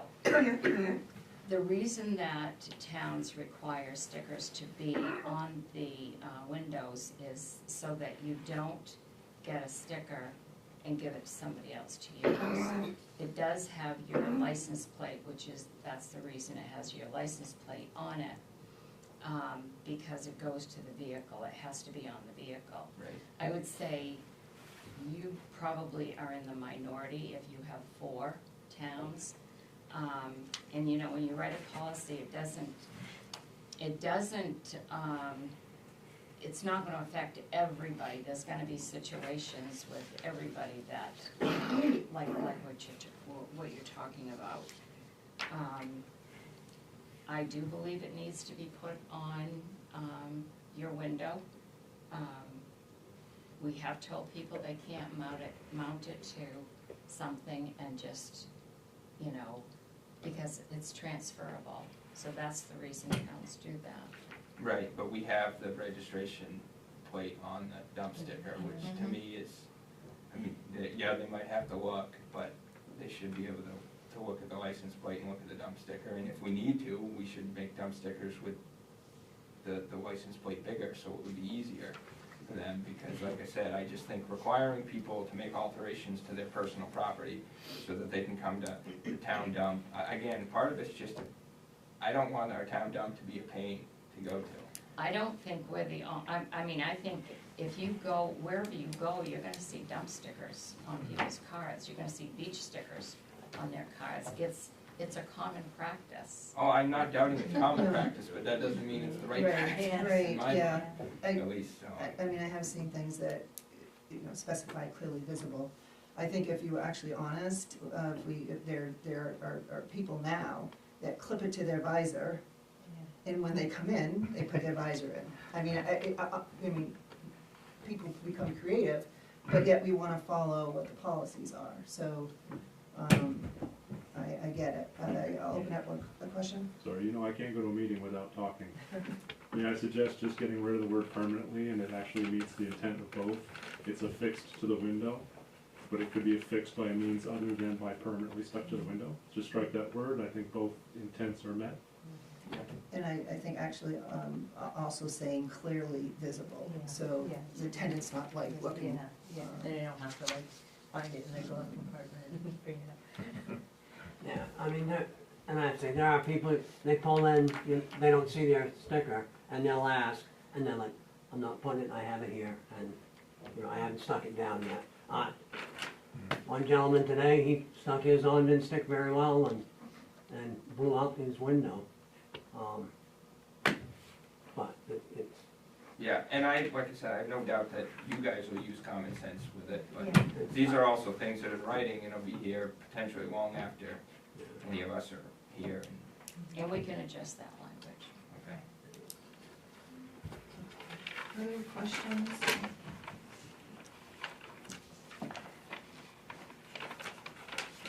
Are we capturing license plate numbers of folks if they go over the scale? Anything like that? Pardon? Are we capturing license plate numbers of folks if they go over? I'm just imagining if someone were to go over the scale and then just leave, is there any kind of accountability measure? No, we haven't got the thing set up yet, but what I'm told is when you pull up on the scale, the boys can write something, Fay, red truck, you know, whatever. They have to type something in, and then they hit a button, the light changes, you drive off. You'll be in the system, so you have to come back around, they have to find Fay or blue truck, whatever, and click back on it and get this out scale. If you don't come back, that's still in the system. I don't wanna say they know everybody, but you don't come back through it, they're gonna know, hey, that lady driving the red truck didn't come back over the thing. The next time that lady with the red truck comes in, one of them's gonna recognize and They do that well. They do. it's, you know, I have to give them credit. And definitely there's gonna be people that just drive right out, but, I mean, if the boys recognize them, you know, they won't come back next time. They have been, people have been unable to pay to dispose of the refrigerator. I'll catch you on the next time, I promise. They've come in, the person's starting, hey, you told me last time you're gonna catch up for, you know, I mean, it's not written, but they know people, they know, I allow them a little bit of freedom to,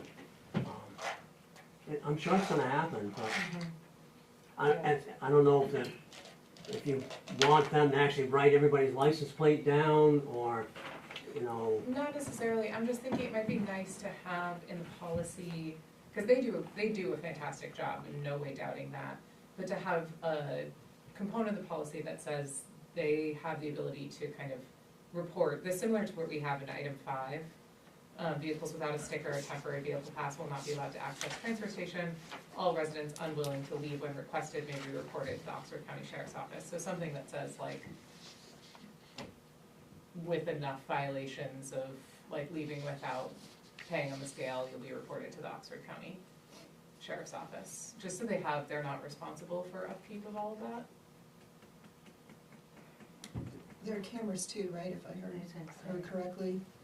To help support.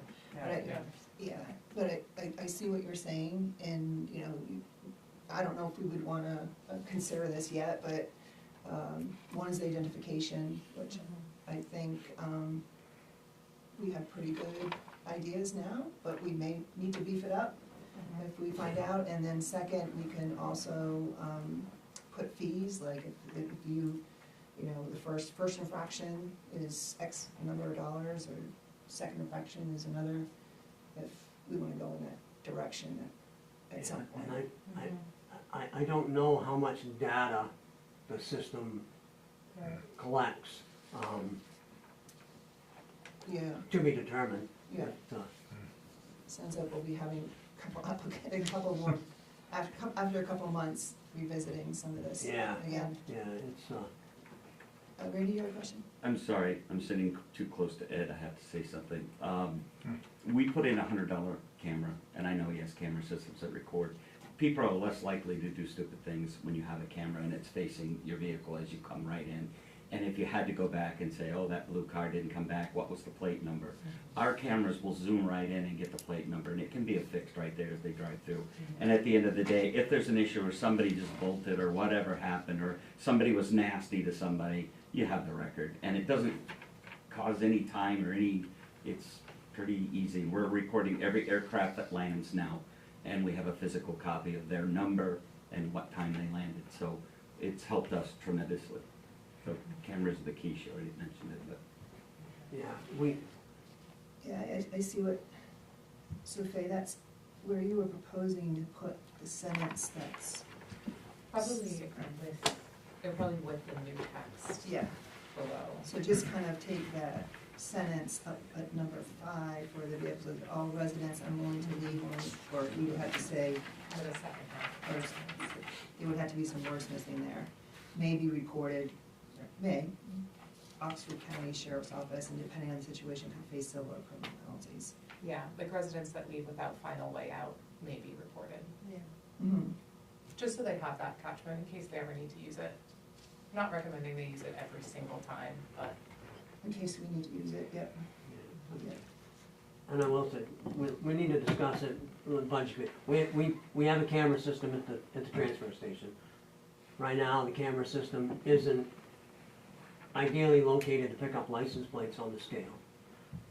It can be, it just, we need to work the system, move cameras accordingly,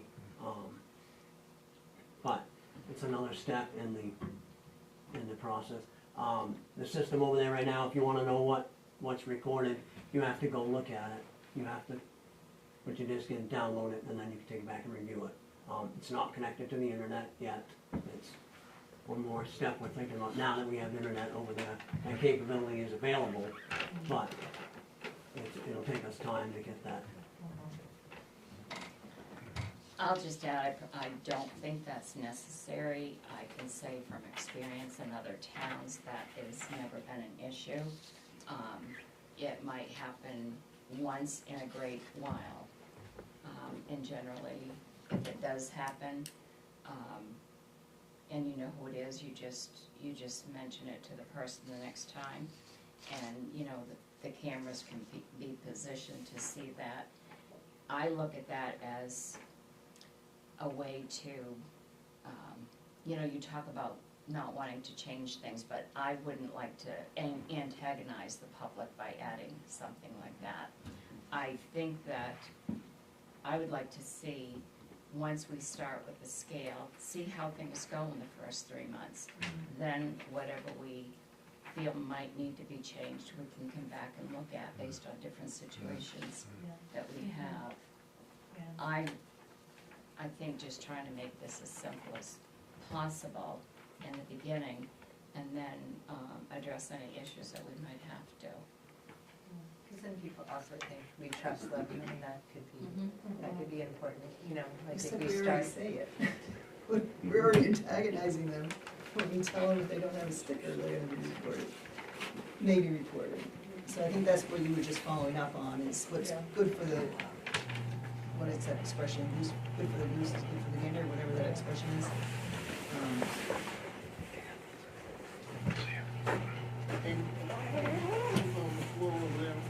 Yeah, I might need that. So, Okay.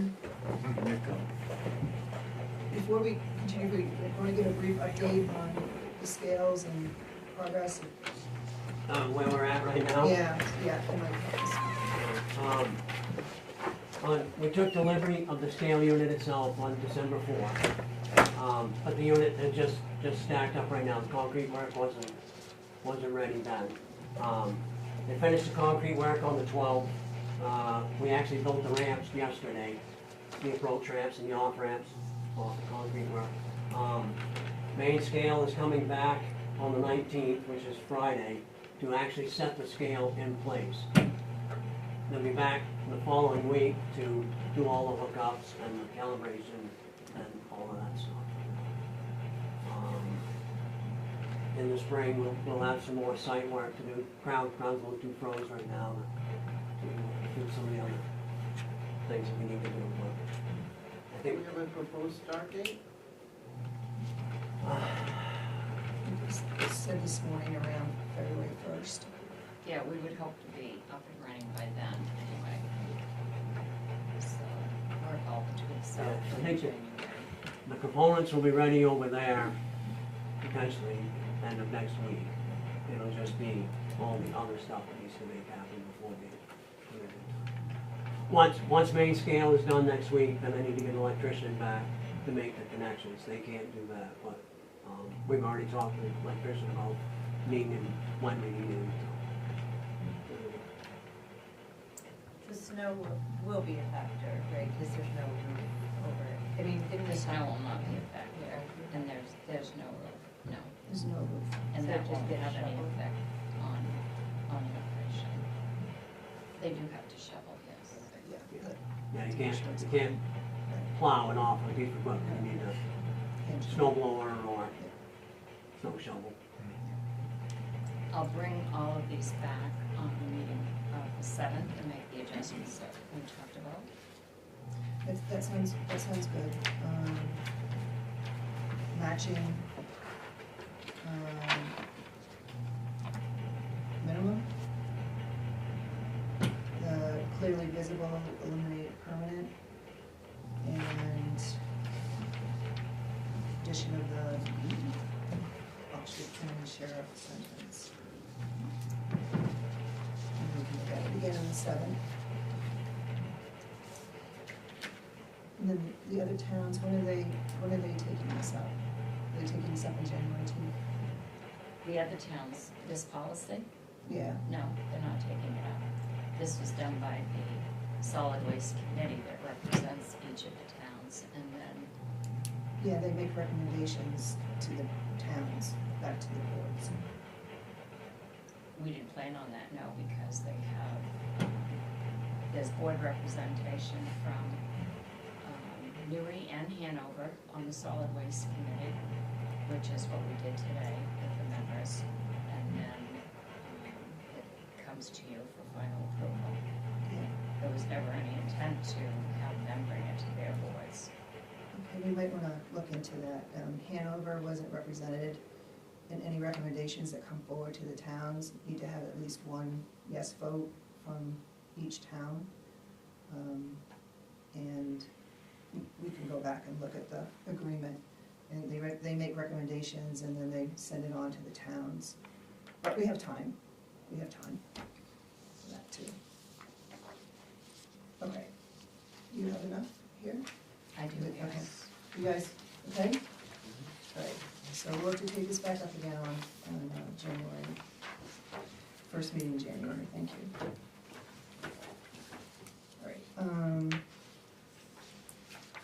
brings us to 10P, which is the special letter from the Rotary Club requesting a memorial/sign be placed along the pathway to recognize the gift of Jim Monahan for the $30,000 grant match by the Rotary for the Recreation Trails Program for the Pathway Project. Which is the Pathway Extension, and you have that letter of request in your packet. Sharon, do you want to share a little bit? Yes, I was just looking for mine. So the president, Patrick Roma came to see me with this letter and told me about the donation that they made in 2021. So I told him that I would, talk to Scott about this and whoever else. So I did talk to Scott. Scott recommended that I contact Gabe Perkins. So I did contact Gabe, who was involved in the Main Trails grant that they applied for the grant on behalf of the town for the Pathway Project. And Gabe said it was a 30% match. He said that, yes, the Rotary did donate, and Michelle said that the town donated $10,000. I didn't check to see that those donations came in, but I'm sure they were in that year. And Gabe did say that part of the agreement was that there would be a sign that would dedicate to Jim Monahan. And Gabe said that his organization, Inland Woods and Trails, could make the sign this winter and put it up in the spring. And I did ask him if funds were kept from the grant to pay for the sign, or whatever they did. And he said no, he said the sign, the grant was closed out when the project was done. But there is a little over $9,000 that was left in the Pathway account. And that is from this particular project here. So there is money to have a sign made. And, if you think Inland Woods and Trails, you can decide what you want to do for the sign. Yeah, and I might just make the recommendation that the manager work with some representatives from the Rotary Club and Inland Woods and Trails and come up with something. Okay. And let us know, give us a visual, and then we can go from there. Eric from Inland Woods and Trails makes all their signs, so he probably Yeah, makes them. yeah, it work with some of the representatives. And, Yeah, Gabe said that he would be yeah. glad to, because he worked on the original Right, grant and yeah. project, so Yeah. he knows all about this. Yeah, so, I guess I make the recommendation, that the manager works with Inland Woods and Trails and Rotary to develop a memorial/sign. And then I can imagine you wanna take a look at it when they develop something, have it come back to us for a look, and then we go from there. Is the idea that it would only say Jim Monahan, or would it I the think, Rotary too, it- and Inland Woods and Trails? Well, this is specific condition of the money that was of the gift. And that's why I say work with the Rotary Club, because it's a gift to the Rotary Club that Jim Monahan gave. And the Rotary has used money for other projects around town. And you've seen some signs, the basketball court, and some of these other places. Given the size of the gift, I'm not sure what the expectation of what the Rotary is or not, but that's what I'm motioning to put in the recommendation to bring them in. I'll second that. Are there other questions and comments? All right. Hearing none, all those in favor? And the motion passes unanimous. Thank you. Right, we're up to warrants, 11.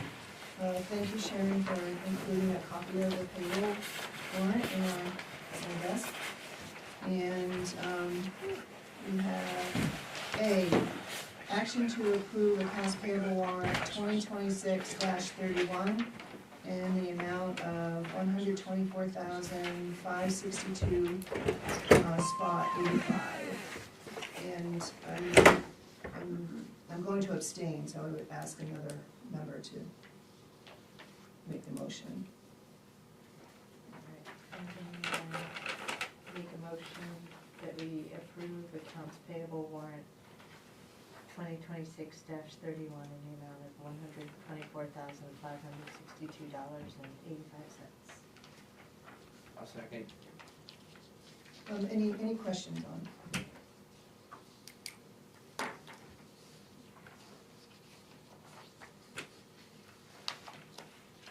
I'm gonna be abstaining because there's a disbursement that I'm included on, so I'm gonna abstain on the vote. But anybody have any questions?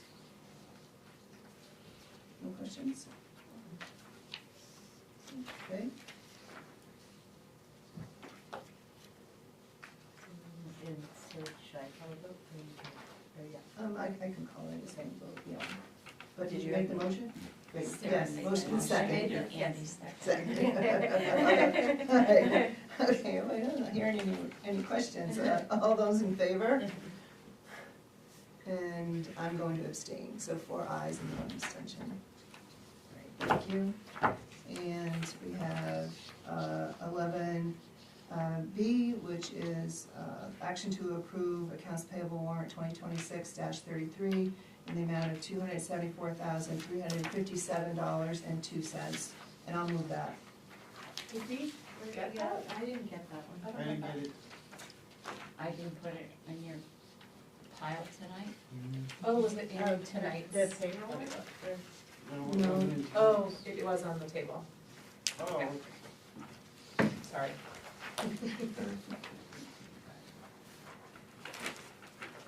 Town manager report here, right? It wouldn't be with your town manager report, or maybe it was. That's where it was but- for me. but, yeah, Yeah, it was clipped to the back of it the should reports. be warrant 33. You have yours, all right? I have mine, yeah. Do you have yours, Pat? It was in the back of the paper clip Yes, I that have was on the table.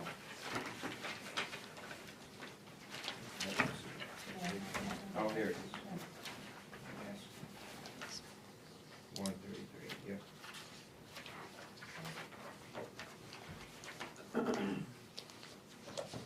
Did we get a second on it, Teresa? Okay, so we have a motion and a second. I made a motion. Okay, we have a motion, I'll second. and now we have a second. Any questions as you look at it?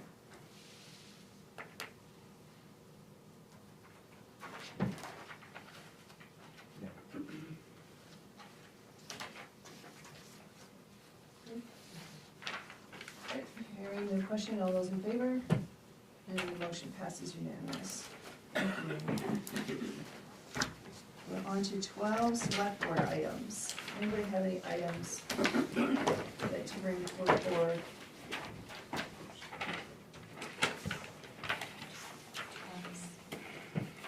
If nobody else has one, I was looking at I think we've spent so much time thinking about the cold box building, but when we had the energy audit done, they also did the public works garage, and there was a report that I think we all got a long time ago, but I was looking at it again today, and just because we're getting into budget season, and a lot of it focused on how your office is not insulated at all. And so I was wondering, like, if that's something we should work, talk about, and maybe think about the energy efficiency of your building and how comfortable it is for you all. So, just as a, Yeah, I think that's something that when we talk about capital, yeah, because there's literally no insulation in your office at all, in the ceiling, walls, nothing. So it's just like, wow, you must be cold. You get very cold at times, they wanna come. Yikes. Huh? It's not freezing the bathroom. anything else? How is it Everything's on the heated? floor, so Just out of curiosity, how is it heated? propane from the ceiling. But you have separate heat in your office? There's a furnace that heats the bay, well, Yeah. radiant heaters that heat the bay, and then there's a furnace that we just put in this year, replaced, that heats the offices and the Okay. bathroom. Could those offices be insulated? Are they all framed out? I've been in there, but not recently, so. The exterior wall could be, yes. And then the other walls are on the interior, right, separating it from the bay? So it'd basically be the exterior. What about above? Is there It's a storage drop ceiling in the, well, the mezzanine's above, so Yeah. it's just a drop, so it could be. There is some insulation in the exterior wall, it's that insulation stuck to plastic wrapped over the, but it does, all the ones on that side, it's the north side of the building too. All that side gets very, very chilly in the winter, but it's what we're used to type of thing. I think we can include that in our capital discussions, all right? Yeah, so that's good. Anything else? I had three brief. One, I just wanted to call your attention. Sharon and I chatted about one of the news feeds that was on our website. And it's probably good if you guys haven't looked at it, that you just know that this is happening in town. It originally had said that, RJD Appraisal, who is the assessing agent, was gonna be in town for the next month, and they were gonna begin the town's revaluation. Sharon and I talked about it, and I was happy to see that the messaging changed just a little bit. When I read it, I thought that people would think that the revaluation was starting right now. But what is happening now, it's the first year in the next 3 years where there are building reviews happening. They're in town, and I think it says January 1st, but I think they're actually here now, right? They They're are doing it now, here, yeah. yes, For for the month. Right, and so they are performing building reviews similar to what they do every year anyway, before April 1st, and they're taking that inventory. So what will happen though is if they do a building review at a property and say, for example, they see a garage there that's not on the tax rolls, then that garage will be taxed at the rate that it's now. There's not a reval on it. And so in 4 years will be the revaluation. So this is an inventory that they're doing now in preparation for it, but a reval isn't happening now. It's the building review. And I found it helpful for that clarification, so hopefully you do as well. So thank you for that. And then second, I've been thinking a little bit about the retraction of newspapers and, not having the availability of that newspaper every day or weekly, and it seems to be happening at a very fast rate. And when I was at MMA last week, kind of asked about that. I didn't know if there was anything in the legislature to try and address that, and because what do we do, right? You put public notices in the newspapers where you put it in. And there's some legislation that's gonna be coming up don't know if it's gonna pass or not, and what it is proposing is that, you know, it's trying to get us with the times, and I like to see us get with the times that we're in now, and that they're offering kind of an alternative to the requirement, that as long as the notice is on the website and contains all the information that it would otherwise in the newspaper, so it's giving a little more practicality and bringing things up to present day. So I was just hoping, given that these things are starting to come, I don't know if it's gonna pass or not, but it does bring to attention that maybe we can get into the practice of whatever we post on the newspaper, we just post on the website as well, and just kind of getting that practice. I know we try to do that, but it'd be nice to see if we can get in that practice consistently on that. And lastly, I wanted to do a shout out to Mia Purcell, and many of you know her. She works for Community Concepts Finance, and she's retiring at the end of December. And I just wanted to, you know, publicly say thank you for all of her assistance that she's given to town, to the region, to our area. You know, most recently with the broadband and making devices, available to everyone with, you know, for broadband on that. So I just wanted to Is she shout out. Bethel? She's not a Bethel resident. I think she's Woodstock. Greenwood? She's Woodstock. living in Woodstock right now, but she did live in Bethel at one time, she Yeah, told so me. we couldn't give her the Spirit of America award, right, because she's not a Bethel resident. I mean, just Yeah, as good idea, yeah. Just keep her as a. Yeah, yeah, just keep something in mind, so. I'd suggest that to Kim. Yeah, Yeah. yeah, that's a good idea. Yeah, so, does anybody have anything else? All right, hearing none, no executive session. Happy holidays, everybody. Make a motion that we adjourn. Second. All those in favor? And the motion passes unanimous. Thank you, everybody.